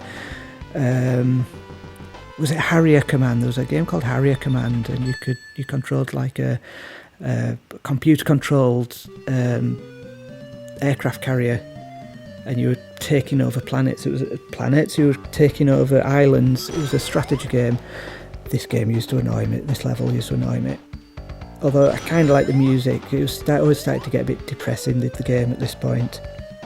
I'm just like, it's a bit long. It's going on a bit long, is this? I was going to review the game, wasn't I? Never mind. I'll save that for the last level. And yeah, so the Atari ST. What else did we play on the Atari ST? I do remember playing the old Atari at a friend's house. He had it. He had a Star Wars game, and for some reason there were no ships to shoot at. You were just flying around. I don't know if there was a problem with the cartridge or if the game was just rubbish, but he was flying around and around. He was supposed to be shooting at other ships, but there was never anything there. Like it never loaded up properly. Yeah, wow. So yeah, that's a older Atari, the old Atari cartridge systems. And what else there must be other games we used to play a lot that I just can't think of right now. We didn't really play fighting. We played International Karate Plus. That was a good game. I really liked that. I used to like playing the level with the shield, and occasionally a head would come bouncing at you and you bounce the shield away, you're bouncing bombs away from you. That was good fun. There must be others. There were other like regular games I used to play loads. I just don't remember. I'm going to have to dig that out, I think, and give that another play. So around this time as well, before we get to, you know, the proper disc era, the better PlayStation, Sony era, a friend of mine had the Game Boy. and he dropped it, or his brother dropped it, I think he dropped it down the stairs, and I was staying around at his house, and he said, oh, it doesn't work anymore, it doesn't work anymore. Showed it, didn't work, wasn't working. He said, I'm just going to throw it away, it's no good. We've got, I think they got a new one, so they're just like, oh, I'm going to throw it away, I don't want it.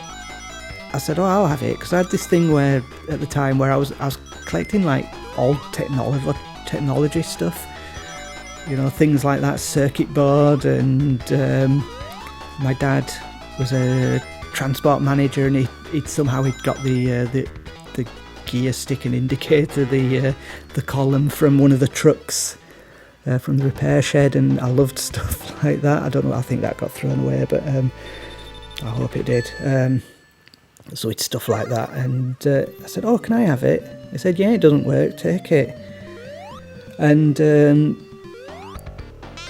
and guess what? It did work. Not very well. It was a bit sort of glitchy. It wouldn't quite work. The battery pack was like, something wasn't connected. You'd hold the battery pack right, and yeah, it worked. And I don't know how I found out it worked. I think I was just hitting it or something, and maybe it came with a Nintendo logo, I don't remember, or I borrowed a game to try it, and it worked. I was like, oh, this works. So I got Mario, Super Mario Brothers, Super Mario Brothers 2, The 6 Golden Coins, which is, I think, one of the best Mario games made. And I completed all these games. My history with Mario is rubbish. I've said this before in other videos, but I do want to put a Mario video when I play with Mario, and you will see how really annoyed I get at myself and the game. I don't think it's supposed to be up there. I'm out of the game boundary. There we go. And then I got Mario 3, which was the Wario one. I loved that one as well. That was really good. Finished that one. I got Bart vs. the Juggernauts. That was my friend's. I can't remember if I bought it off him or if he just gave me it, he didn't want it anymore, he gave me it. And Kirby's Pinball, I remember I bought that off a friend. The same friend who had the how it stuttered then, so I don't know if that was the game stuttering or whether it was just because I've been recording for, wow, 1 hour 20. I hope you're putting up with this. And yeah, so I got Kirby's Pinball. I love that because I really like pinball and pinball machines, pinball games. And were there any other games? I don't recall if there were any other games, but again, this is another thing. When I went to my grandparents for those 2 weeks, used to play the Game Boy. They did a Land Rover, so when they sort of restored the house from a complete mess and built it, so they were always going out and buying new stuff for the house, or buying equipment to fix up the Land Rover. And it was we used to sit in the Land Rover, and I used to just play these Game Boy games, and I think they got some of the games for us, and that was the best free thing I ever got. And I tried it a few years ago. I really hope it's just the battery pack, but the screen had fallen off and it just wouldn't work. It had died. I know you can still get second-hand ones and refurbished ones. Even here in Hong Kong, I've seen them, original Game Boys, for sale in Sham Shui Po. If you are in Hong Kong, go to Sham Shui Po Computer Centre. There's occasionally really old games. There's a lot of second-hand stuff there. It's not as big as, say, Shinjuku in Japan, where they have, Electric City, where they've got really old Game Boys, loads of them for sale, refurbished ones of different prices, but they do have old stuff there. Lots of new games, computers. It's brilliant. If you like gaming, go there. Just look round at the older games, new games.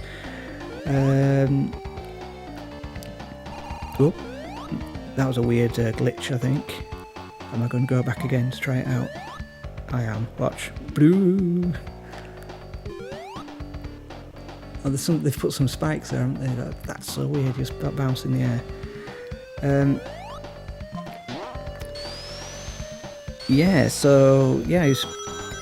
got a free Game Boy. It worked. A friend, the same friend, tried to sell me Mortal Kombat 1 because I had Mortal Kombat 2, Mortal Kombat 3 on the Mega Drive, and thought, you know, he kind of thought I would want the whole collection by getting it on the Game Boy. No, I won. Mortal Kombat 3 was too good. It dated Mortal Kombat 1, but also the Game Boy version wasn't very good. In fact, it was pretty rubbish. So that was a no. I do kind of wish I'd offered to buy Tiny Toon Adventures off him. That was one game that I think it was his brother's game, and he sold it. I will get onto him selling games a little bit later. So he lost Tiny Toon Adventures. That was a brilliant game. That was a good little game, platform game. And Tiny Toons was popular on TV at the time, and so by then it was about 96, 97, I think about 97, and gaming had changed. There was a new thing out called the PlayStation. Oh, before I get to the PlayStation, we got the Master System converter, and we really wanted the 32X for the Mega Drive and the Mega CD. We'd hoped to get them all, and throughout those years before Mega Drive, we thought, oh, we should get it, and then it was like, never very much came out for it. Sonic CD, which I've played later, you'll find out my views on that. I've done a video for that. I'll try to keep that more in line with the game, unlike this one where I'm just waffling. Please let me know if it's of interest to view this. And yeah, we never got round. We never got them. We never got those stuff. I guess we would have liked the SNES. We never got that. We always thought the Mega Drive was better. A friend got a SNES, so we used to play Mortal Kombat on that one as well. And he'd things like Donkey Kong. He wasn't a big gamer, but he did have the Atari ST, and I remember playing RoboCop.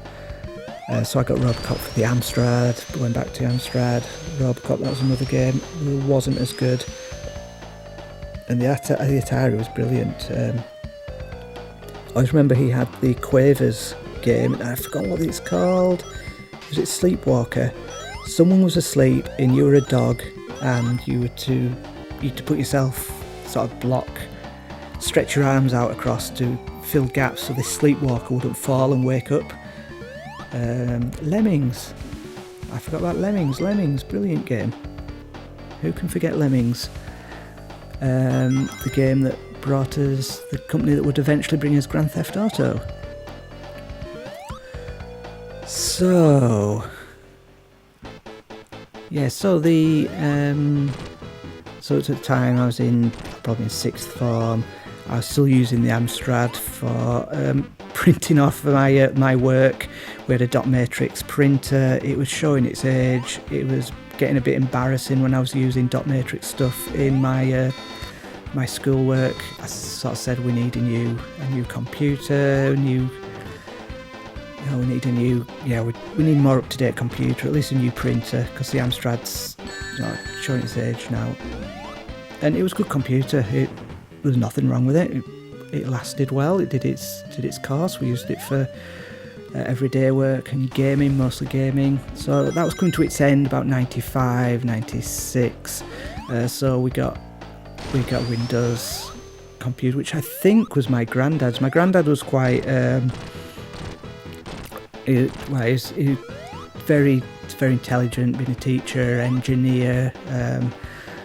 I think he'd worked at Rolls-Royce. I believe he'd worked on the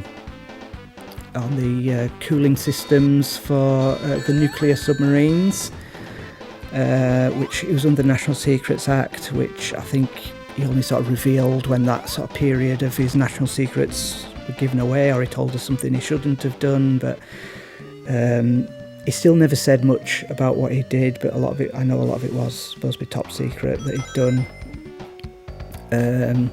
So he was into computers. Well, my other grandparents didn't understand them at all. We'd take them round to their house and they wouldn't get it. But that granddad, he was quite interested in them. I think he built up his own PC at the time when PCs were still quite fairly sort of newish to have, so mid 90s. He got a few games for it. There was a Grand Prix game that he got, and so The Sims, not The Sims, SimCity 2000, he had SimCity.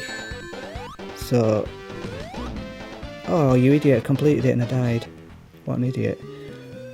Should get it this time. So he had a few games for it. He wasn't a gamer, he didn't play games, but he was interested in the computer programs, art, and just sort of the developing technologies. It was always quite, keeping up to date with technology, which is something that, I would sort of say, it wasn't my dad's dad, it was my mum's dad. So I guess my mum kind of liked computers and stuff till the end, but my dad is in his 70s, he doesn't understand a lot of things now, and I keep saying, my granddad on the other side, he kept up to date with this stuff, and, he would follow this sort of thing, and very different. There, did it. So he had a PC, and we got his old one, so we got a few games for that. So I think we got this around the same time as the PlayStation, but I've not quite got to the PlayStation. I'll do the PC stuff first, because it's quite blurry which order we got a few things. So we got the PC, a couple of gaming we got for that. We got SimCity 2000, which obviously that came when Grandad sent it down with the game. That Grand Prix game we didn't, I think it was my uncle's, so maybe that was actually an Atari game.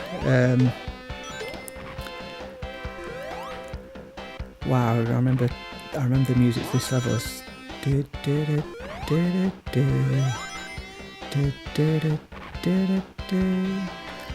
it was always, I was just like this, it's like, getting close to the end now, getting close to the end.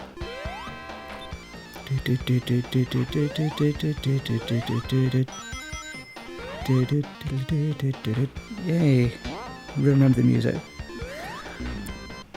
You idiot. I think I did that. I think I've done that every single time I played this game. I always do it. So, PC, yeah, we got that. I got the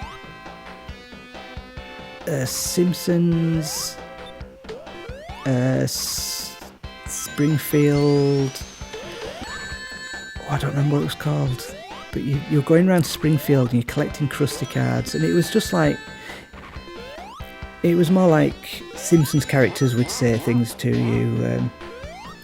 You'd be exploring the town, and it'd be just like characters would stop in front of you, say something, then walk away, and you're just trying to collect these Krusty cards. I think there were 30 to collect or something. It wasn't much of a game, you're just walking around the town, and it was very amusing, very fun. What else would we get? My mum got Myst or Riven, which was the second one. Riven was the second one, so she got Riven. She liked that. She used to like typing adventures. Let's go back to the Amstrad again. Typing adventures. Used to play loads of those. I used to like those. One called Subsunk. Yeah, there were ones. My mum liked those. I liked those. I could easily go back and play those, because you do get them. A friend of mine did say you do still get typing adventures online, but they're not common. They're not common anymore. And yeah, so she used to play those. So she got Riven. We would later buy Myst for her, but I don't think she ever really played it. So that's still at home somewhere. I think my brother got Myst for her. PC wise, this would continue whilst I had the PlayStation, but these were those initial games we got. The other ones I don't recall. There weren't games I played loads, but I would later get for the PC. I'm never a big PC gamer. I always like my consoles better. But I'll get Cannon Fodder. That was on MS-DOS. and I couldn't play that. When I got my own PC, I couldn't play that very easily anymore. Discworld Noir, that was a good puzzle game. Yeah, because you could go to game and they'd had loads of offers on games. You could get stuff. Whoop! I'm avoiding that spike, I think. Discworld Noir, I played that a lot. Then I got really into The Sims. My mum got The Sims as well. She liked The Sims. That was really addictive game, The Sims. Played that. I got every single add-on pack for it, and at the time I didn't really realise how rubbish PCs are, because you get a new PC with the new Windows, the old games don't work, or they don't work quite as good, and you kind of lose that game, especially when the PC dies. So I've got Command & Conquer. I love the Command & Conquer games. So that started with the so I'm going to be jumping around a little bit with my gaming history. So I was in sixth form. A lot of people getting PlayStations. A friend of mine got the PlayStation before me, and did I play it? I must have played it. We used to go around to his house and sort of have sleepovers, say the weekend. He'd moved away, so we weren't playing things like Manhunt anymore. So he had the PlayStation, and he got Micro Machines V3, I think it was, and yeah, it was maybe not quite as good as Micro Machines. I still think Micro Machines 2 is the best one, but we loved it. We loved playing V3. We were playing that a lot, so played that over and over and over. When we were at his house, he got Tekken 2. We loved playing that. That was brilliant. So it got to that point. I mean, I'm getting my years mixed up a little bit, but obviously it got to that point. People getting the PlayStation, so I asked for PlayStation for my birthday, and I always remember this birthday because my friend who had the PlayStation, he'd come over, he'd sleep over, bring his PlayStation with him, and this birthday he brought a game. What did he bring? He brought Final Fantasy VII, probably Discworld, the first Discworld game, which was a point-and-click adventure, which I played at my auntie and uncle's, who had it on Atari ST, and he had it on the PlayStation, and yeah, and he brought it. He used to bring it over, and it was the night before my birthday, and he brought a game, and he hadn't brought his PlayStation with him. I think I know in hindsight that maybe my brother had told him I'm getting a PlayStation for my birthday, so he brought a game over for me to play, but he hadn't brought his PlayStation, which was like, why haven't you brought it? And it's really, really weird, but so he said, okay, next day, it was my birthday the next day, so he's like, oh, okay, I'll go home. So he stayed over the night before my birthday, and he walked home, so it was like an hour's walk home. He went back with my brother, I was back to his house, and then he came all the way back home with his PlayStation, and he was setting it up. It's like, oh, you should play this game. It's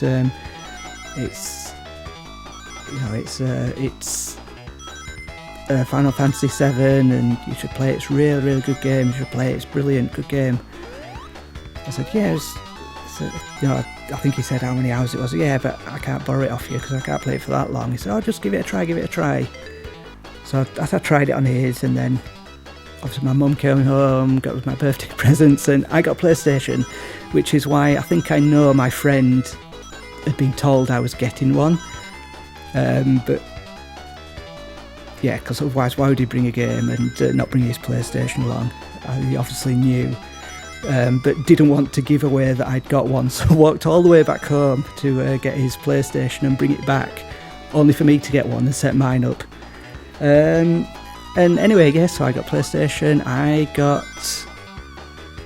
didn't borrow Final Fantasy VII off him at that point, I don't think, from what I remember. But this was completely different gaming to Sonic, to the 16-bit era. This was totally different. I'm pretty sure I got Tomb Raider to start with. That was good. I'm certain I got Tomb Raider. I'm sure Tomb Raider. Tomb Raider 3 I got with my brother, because my brother would later get PlayStation. He was still at home at the time. He got his own PlayStation because he was a bit upset that I had one and he didn't, which was great because we got the link cable. We could link them together.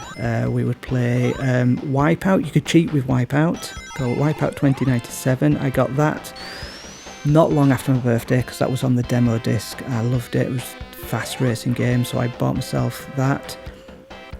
And you could play it with the link cable. You could cheat. You could load up the game on one console, load it up on the other console, and you could race a whole track. And you could reload that track. You could stay on that track. So if you stayed on that one track, you could play it linked. Once you needed to get to the other tracks, then you needed to swap the disc around again. But you could share a disc technically. My friend had Command & Conquer, the original one. Now this wasn't one you could play 2-player on PlayStation, if I recall, but Command & Conquer Red Alert you could, and that came with 2 discs. You had the Allies on one and the other side on the other. So good side on one disc, bad side on the other. So I would play that with my brother. We would use a link cable. We would play Command & Conquer Red Alert. My friend would come over and visit. He'd bring his PlayStation. He'd connect it up.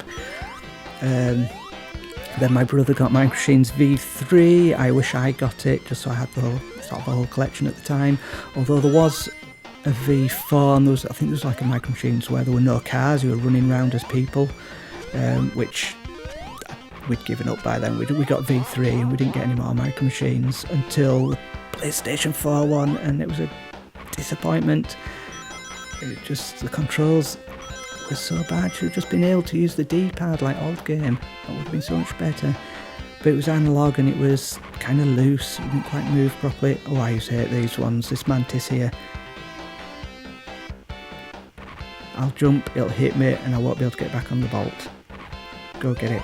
That's it. Good. And yeah, Command & Conquer Red Alert. Loved playing that, and the Retaliation, I'll get that, we'll play that. My brother got NHL 98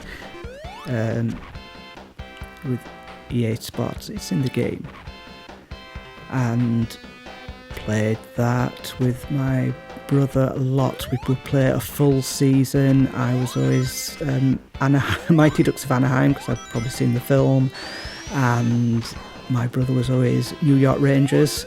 We made up our entire team. We made a name for every person, so we were in it ourselves, and we named the entire team ourselves completely. So I had a full team of except I think for Eric Lindros, I think my entire team was completely made up. So number 88, Eric Lindros. And yeah, so made our entire team. Loved that game, loved it. Brilliant.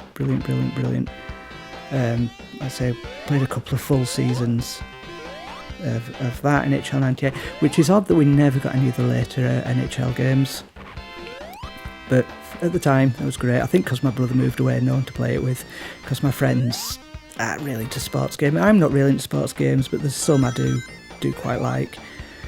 So yeah, that's a PlayStation game that I really enjoyed. The Tomb Raider games, I got obviously Tomb Raider myself. Tomb Raider 2, I think I borrowed off my friend first. I remember he didn't like it as much because there's too much fighting other humans. He liked exploring the caves and fighting animals and dinosaurs and so on. I quite like the second one.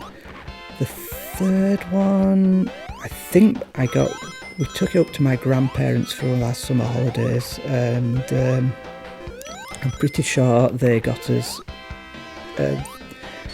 Tomb Raider 3 for us to share.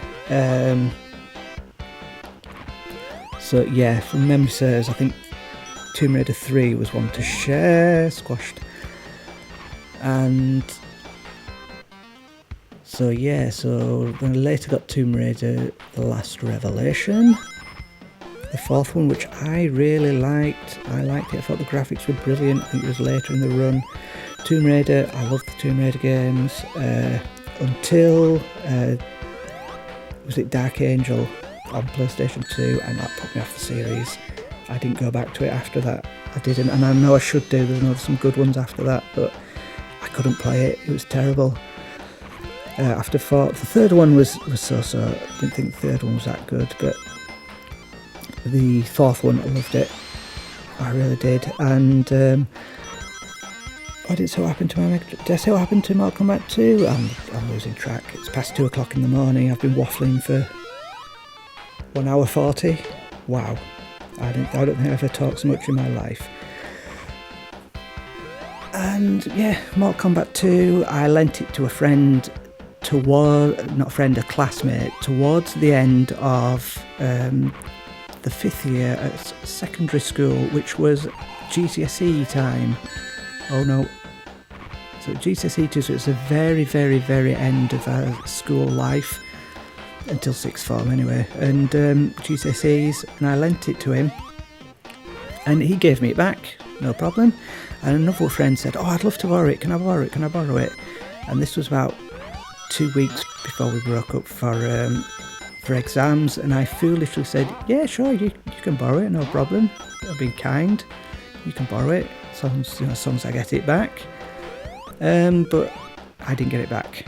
Exams came, and it's like, how am I going to get back off him? I said before an exam, have you brought it back? Because I'm not going to see you ever again. Oh no, sorry. So I lost Mortal Kombat 2. My brother was not happy. Because I can't remember, did I get it myself or it was one to share? It was probably one to share, and he wasn't happy. Even though he'd given up on Mortal Kombat 2 and 3 was much better. Yeah, and I wasn't happy. It's really bad because I lent it without the box, so I've got the box at home still with no Mortal Kombat 2, and I've never found it emulated as well as I remember it being. Disappointed. Anyway, so what reminded me of that was Tomb Raider. So two slight Tomb Raider problems. My brother has started not sixth form, he was at secondary school, and he had art jump, idiot. He had art, and he took the book for Tomb Raider 3 with him to school, and he either left it at school or somebody pinched it, but he lost the book, and I wasn't happy about that. Not as bad as losing the game, but he lost the book. And my friend who had the PlayStation, I can't remember if he went to university first or if he moved to another country. He left the country, I won't say where he went, but he went to another country, or he might just have been at university actually, but he let his brother have his PlayStation just to borrow it while he was away. It was still his. And his brother, who sold all his Game Boy games, if you recall, ended up selling all his PlayStation games so he could get games of his own. Yes, and he got back from university or from the other country to find out his PlayStation had been, all his best games had been sold. I haven't got to Final Fantasy VII yet. I'll go back in time, jump around a bit, but he'd sold all his games, and one of the games amongst them was one I'd lent him, which was Tomb Raider The Last Revelation, the one I really liked and really wanted to play again. And he'd sold it, and I was not happy with him. It is on place. Oh no! There's nothing worse than dying there. Can't get back on that. on that nut. Go all the way back down and get to that point where it reloads. So I wasn't happy. He wasn't happy that all his games had been sold. I think he'd sold Final Fantasy VII, which was like his favourite game. Like I said, he'd sold Tomb Raider, he sold other games, Tekken's,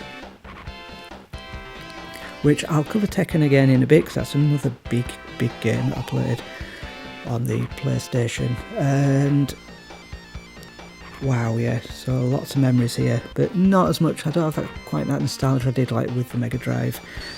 Playing Micro Machines 3, yes, so early in the PlayStation, but later on I was just gaming. It wasn't as fun, I think, just because I was older, but I still love gaming, still like playing games. I think, my friend wasn't nearby, so we didn't play quite as often. Like I say, he moved to another country eventually, and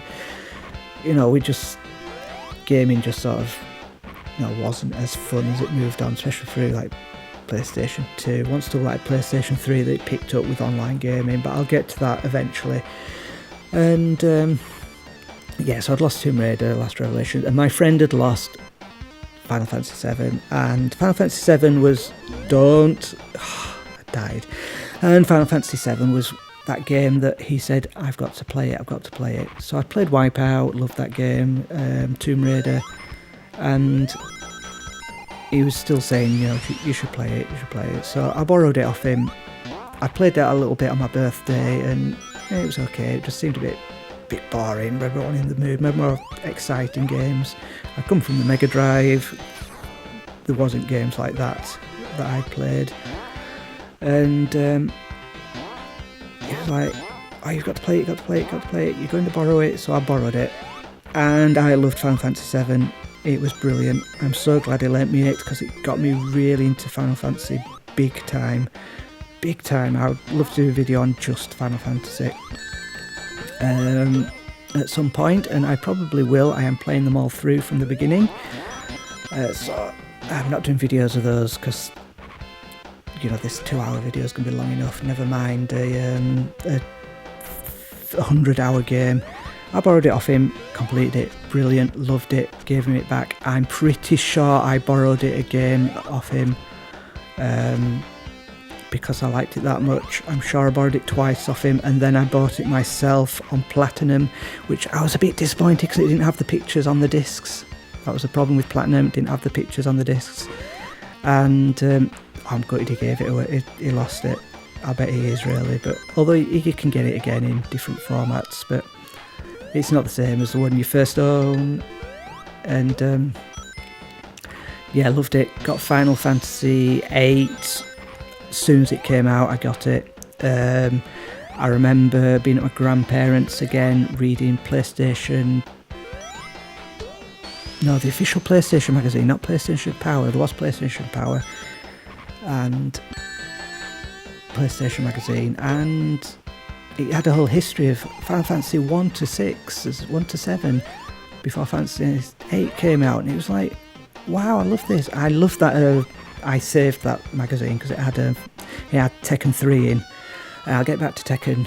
I'll just buzz about Final Fantasy. So I got Final Fantasy 8 and Final Fantasy 9 for the PlayStation 1. Final Fantasy 7 was the best one. I loved it. Final Fantasy 8 was a bit dry compared to it. It wasn't quite as fun, but I still obviously liked it enough to want to get 9.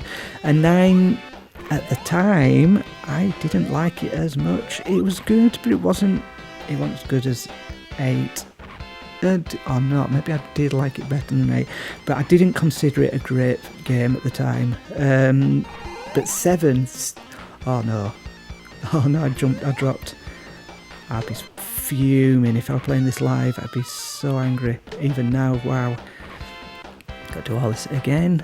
Off we go back again. Wow, I've wasted so much time on just these nuts. Driving me nuts, it will have done.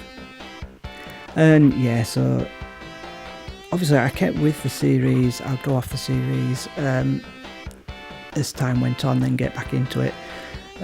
But yeah, it was like, yeah, Final Fantasy, nothing topped 7. I mean, my views have changed a lot since then. 9 is by far my favourite. I love 9, really do, better than 7. But 7's that nostalgic one. Anyway, so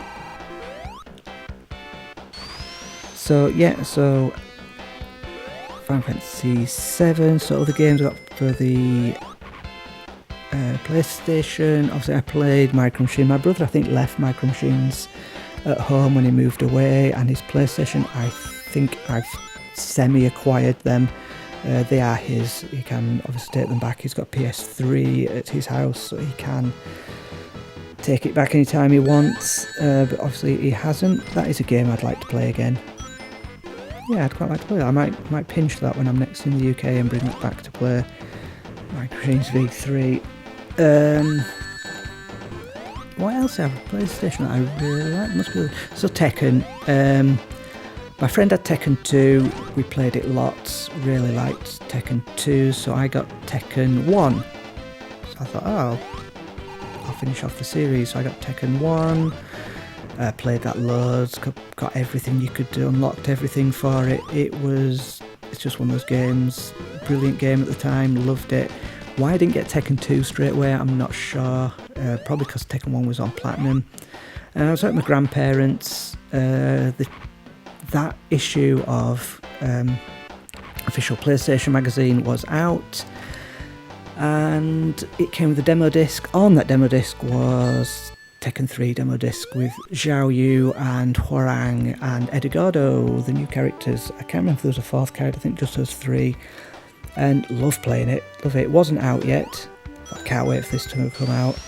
But playing Tekken 1 a lot, playing this demo loads, and I was at my grandparents taking the PlayStation with us, and he saw me. We went to HMV or Virgin Megastores at the time, and he saw, so we're looking at Tekken. Probably seen I've been playing the third one. Oh, would you like it? It was on Platinum by the time, so it was £20, which isn't bad for a game. So really, like £10, £20. So I said, oh yeah, wow, brilliant, thank you very much. I played it quite a lot until Tekken 3 came out, which wasn't long after. And Tekken 3, so I played Tekken 3 till then. I don't think I've unlocked everything, so I still feel a bit bad that it's kind of the Tekken I probably kind of played the least. I just got it at the wrong time, but I've got the full collection. That's quite good for me, having the full collection of every single Tekken game that's come out so far. So Tekken 1 played to death. Tekken 2 didn't, just because Tekken 3 came out and it was amazing. It was brilliant. I got Tekken 3 day of release, and my friend who had the PlayStation, he got it on day of release. So my mum worked at WH Smith, and she got, I'm sure it's 25% discount, so I got it really cheap. A lot cheaper than what it should have been. And yes, and the day of release, she'd got it from work and I was at my friend's, and I played it at my friend's on day of release with my friend, and then got home and played it at day of release at home because I'd got it myself, and that's brilliant. It's a very nostalgic day of getting it. I remember it being quite a warm day. Probably find out it came out in winter now, but I've got memories of it being a warm day. And yeah, brilliant. Loved. Tekken 3 was so good because you go in and out of the scenery. It was so much better than 1 and 2, and I just felt bad that my granddad had bought me Tekken 2, and yeah, I didn't. But that's sort of memories of my granddad. I remember being quite cool like that, getting video games. My other grandparents, they wouldn't. More likely my mum would have bought it and then they'd have given the money for it. But my granddad was a bit more clued in with technology and things, which was that was good. Yeah, I do miss. I really miss those summers.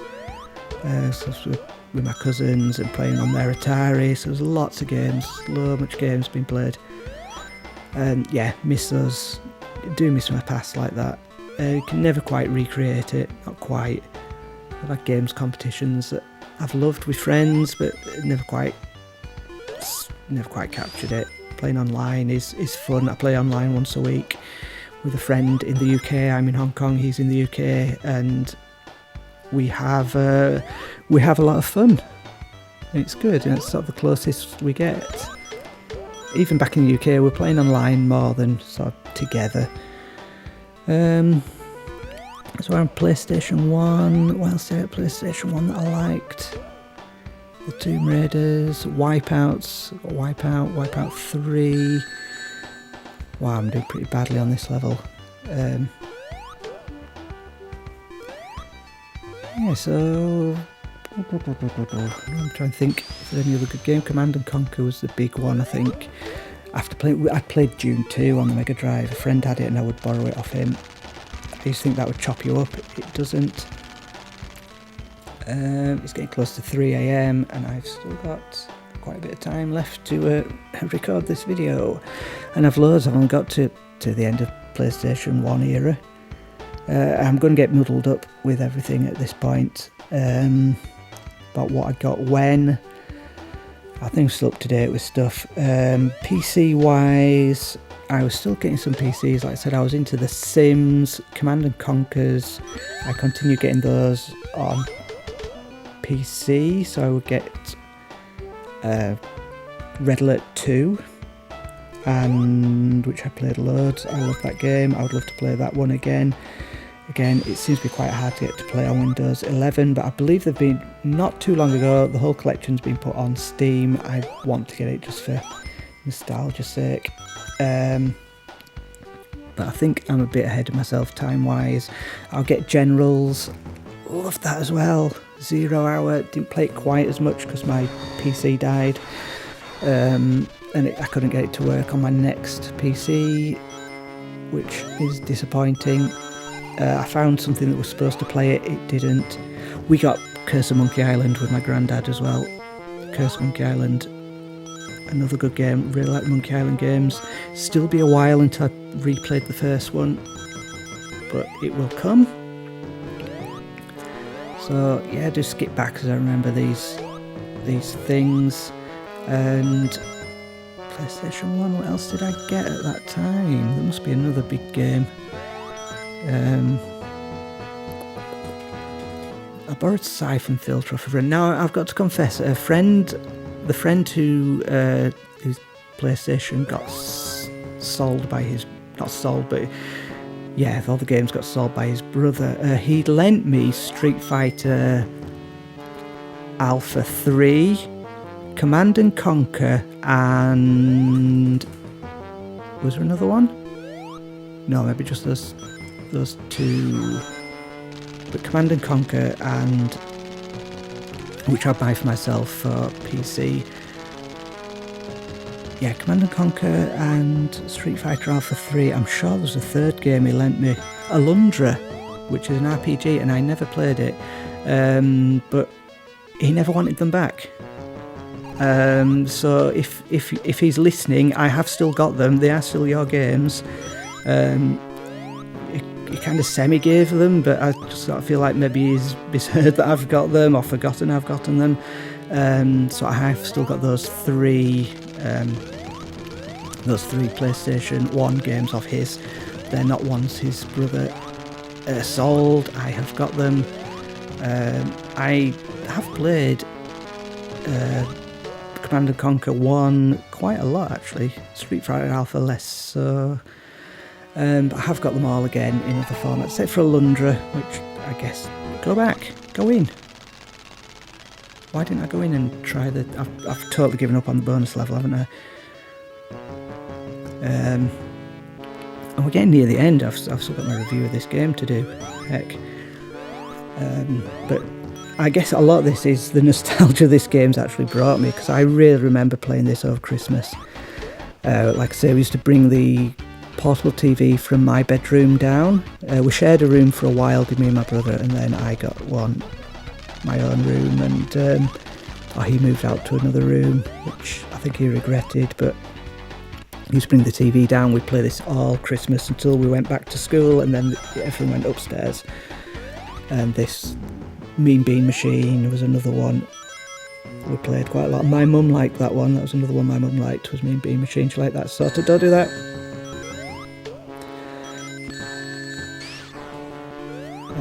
So yeah, so PlayStation 1, what else? I got the Mortal Kombat trilogy to bring back that old Mortal Kombat nostalgia of playing Mortal Kombat 3, because I had characters from 1 and 2 back, and I could never quite got into it. It just wasn't, I don't know, I did play it a lot, and then I've gone back to it, and it's terrible. I like the new Mortal Kombats, the newer Mortal Kombats, at least 9, 10, 11. But yeah, so PlayStation era. I'll say that's kind of the end of the PlayStation, and then I got PlayStation 2. So PS2, I'll get 2 PS2s. But I got PS2, and I don't remember when I got PS2. Was it a Christmas gift, or I bought it myself? I was probably working and got it myself by then. What I mean is, I was probably working at that point, so I could afford it myself. Yes, so PS2, I think this is going to continue into another video, because I've got PlayStation 2 era, PS3, PS4, PS5 eras, and a couple of other things that I've got in the meantime.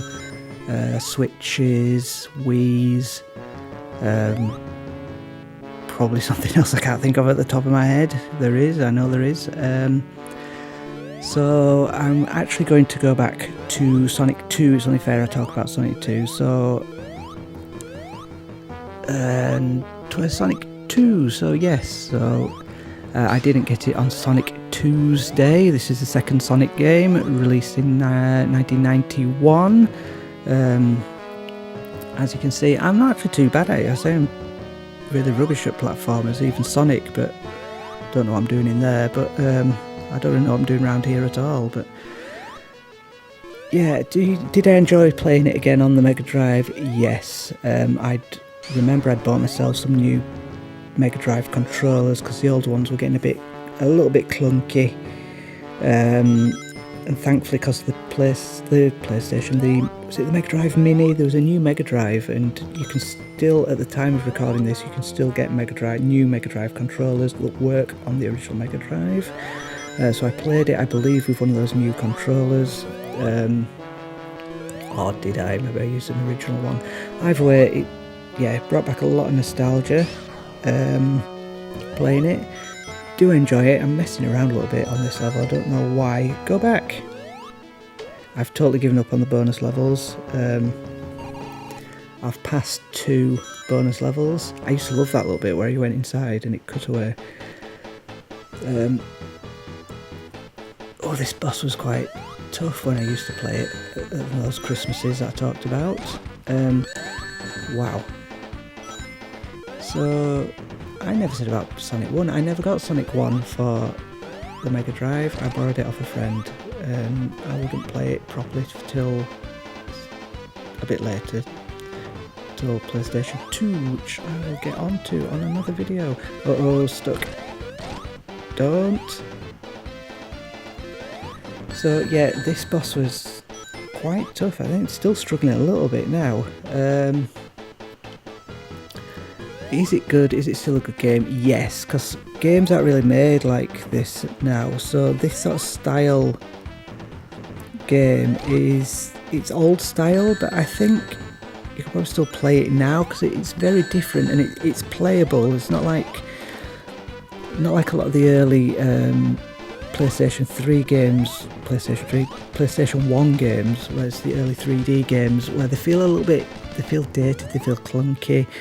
For example, I had Fade to Black, which was at the time the sequel to Flashback, and it was 3D, and even at the time it was a bit clunky, but I've gone back and it's terrible. It's so hard to play. It's just blocky and a bit messy, and I suppose Tomb Raider's good. I'd love to go back and replay the original. I know it's been remastered recently. So these sort of games, I think they do still have a life. I still think they can come back. There's still a challenge to it. It's maybe not as fast and frantic as a lot of modern games, but I can imagine they're still good. I still like playing it more than just the nostalgia of it. I just generally enjoyed playing this game again. Struggling at bits I struggled with when I was younger, and succeeding at bits where I couldn't before. I always wondered how he breathed here. Bet when you were a yellow supersonic and your rings are gradually going down. Or was it this one? Was that another one? Never mind. It's like 3 ends in space as well, isn't it? So yeah, the bosses are, they're good. I won't say they're creative. You're just jumping on Robotnik's Eggman's head. Sonic's fine. I think he was better than Mario at this time. I think this is a better game than Mario. I prefer the fast and frantic style to just jumping on Mario. This was always a good boss to play. It was the one after it that was hardest. Bosses, they're not super hard. It's just this point now when you've got no rings and you still might mess up. I'm older, I know what I'm doing a lot better, but still sort of mess up. Graphic wise, it still looks good. It does what it needs to do. This version on the Mega Drive does look slightly washed out, I'd say. I don't know if that's because I'm using a HD converter that's done that. It doesn't look massively pixelated. Some games don't look as good. Gun games. Oh, I completely forgot I got the Menacer for the Mega Drive. The Menacer, which we hardly played. It took AAA batteries and the batteries ran down really fast.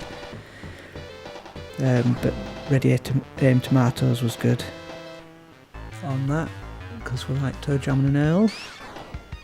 Not bad, but you can't play them anymore because you need a... I hate having to replay this boss, because you need the CRT TV to play the old light guns, and that's the same for the light gun, the Namco, what's it called? The Namco gun.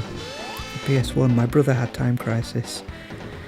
That's part of my gaming history. That was great because you could put a PlayStation controller on the floor and use it like the foot pedal. But that's not my Sonic 2 reviews. Sonic 2, there's a lot of nostalgia, and I think mainly, I think it still stands up. I think it's still a good game. I get bored at the same points I used to get bored at. It's nice as well playing it on the original Mega Drive. It just feels right with the Mega Drive controller, so I must have played it on the 3-button one that came with it. Back to the graphics. Yeah, good, cartoony, very bright coloured. You see what you need to see. Does what it needs to do. Difficulty. Challenging at times, but not impossible. Obviously I haven't got all the Chaos Emeralds. It's better with 2 players. 2 players is quite good. There is a 2-player mode for it, which obviously I didn't play. I didn't have a second player where you're racing. I think I remember that I like the music to the mine area. You idiot, why would I do that? I know they're coming. Yeah, it's yeah, I think Sonic 2 stood the test of time. I think it's a shame I didn't do my first video to Sonic 1. Like I say, I lost the video. I would play it again. Idiot. But that was the PlayStation 2 version, which I'll get to when, in my next video, I'm going to... I said I'd review Sonic CD, but I'm just going to do another one of this and continue my gaming history over the top of it. If nobody likes watching it, tough, I'm recording it. I'm sure there's something I will have missed from my history. Whoa! That's one way to do it. I didn't expect it to bounce off, actually. So, come on, do it this time. 1, 2, 3, 4, go. Just take it slow and steady. 3. One more hit, I think, should do it. There we go. Not too hard, that bit. Well, I messed up. Come on, keep going. Chase Robotnik.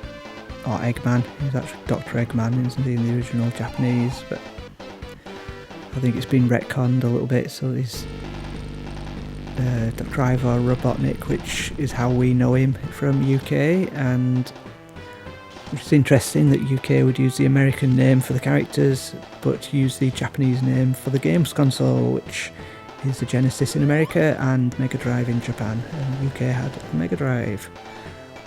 So that's why I think it is the Mega Drive is the correct name. Go!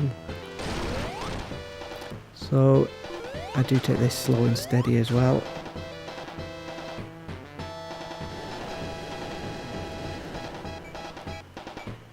Just take your time with it. My brother used to hate the later levels, because the last level, because obviously Tails wasn't there, and it was like, I don't know if he's ever played this, he'd like leave the room, that was it. Oh, he was bored, he always wanted Tails to be there, so it wasn't fair that Tails wasn't there at the end. He was really happy when he found there was a Tails game, but we never got around to buying it. Out of 10, what would I rate this? Maybe a 9 out of 10. I won't say 10 out of 10, but I think there's a lot of nostalgia talking there. So I'm going to give it a 9. I think perfectly playable nowadays. Jump. Perfectly playable. Don't go back.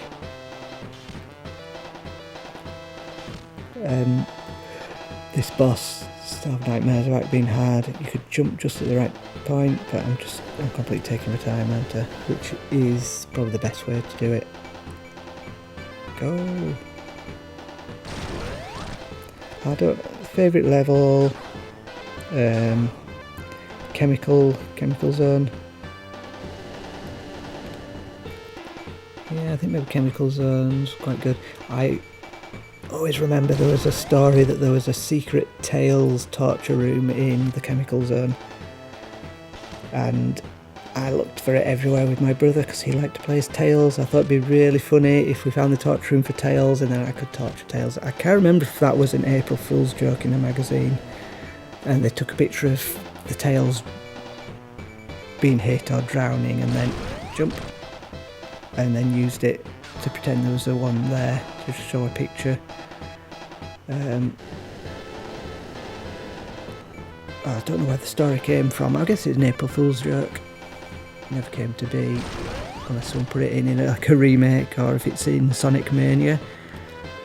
But the problem with Sonic is, I think it starts where it's like he's going to be really, really, really fast, and then obviously later on, you know, that the last level, it's just like just no platformer. You don't have that as much time to go really fast. Move.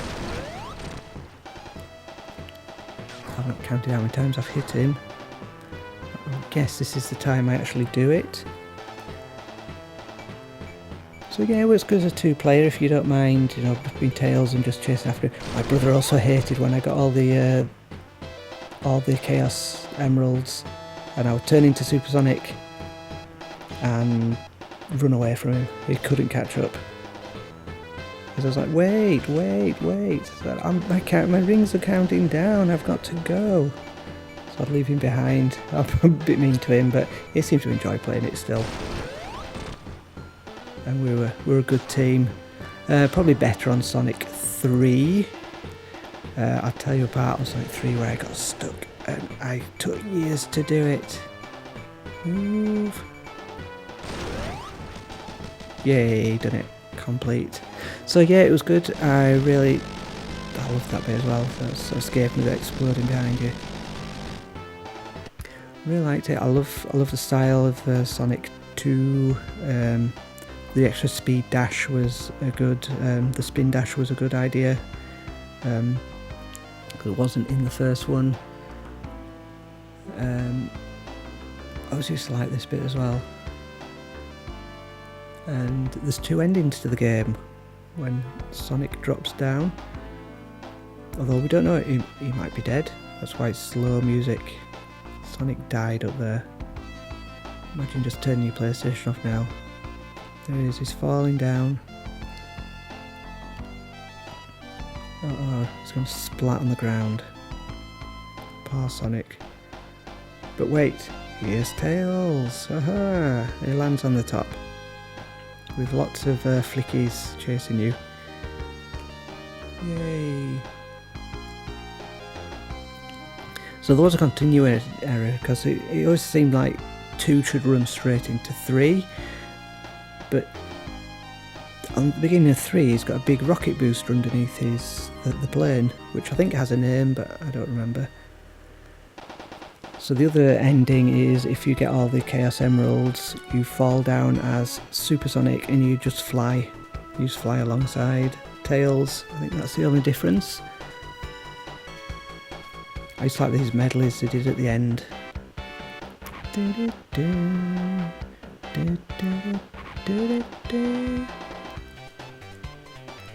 Again, brilliant music. Excellent music for the game.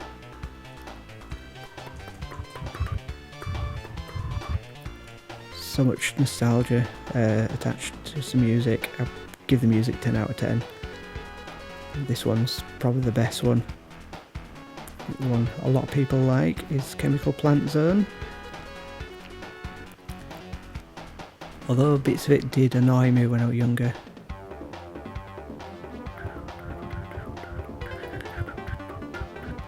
Does it have music from every level? I think it does. This was a good bit of music as well. Wow, I just remember late nights over Christmas. I sat in the living room with my portable TV, which was a bit annoying because I couldn't watch TV upstairs, but we had the game downstairs. And that TV would act as a backup TV when our main TV died, which was a bit weird watching it on a 12-inch when you had a much bigger TV. 24-inch probably? No, probably bigger than that. Oh, how big are the big TV? So maybe, no, it would be 12-inch. A small portable TV anyway, had.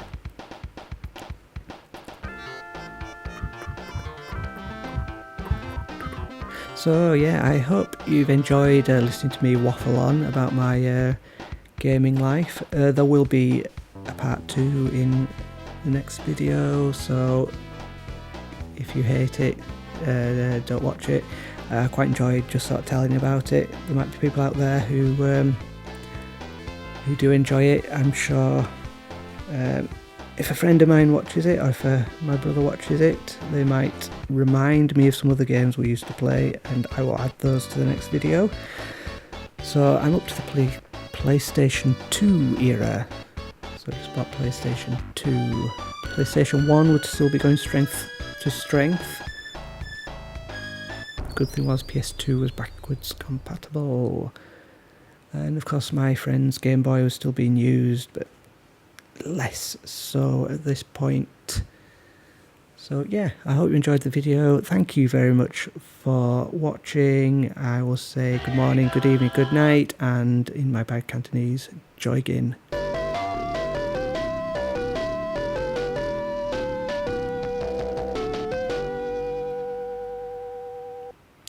Yes, that music comes from Micro Machines 1.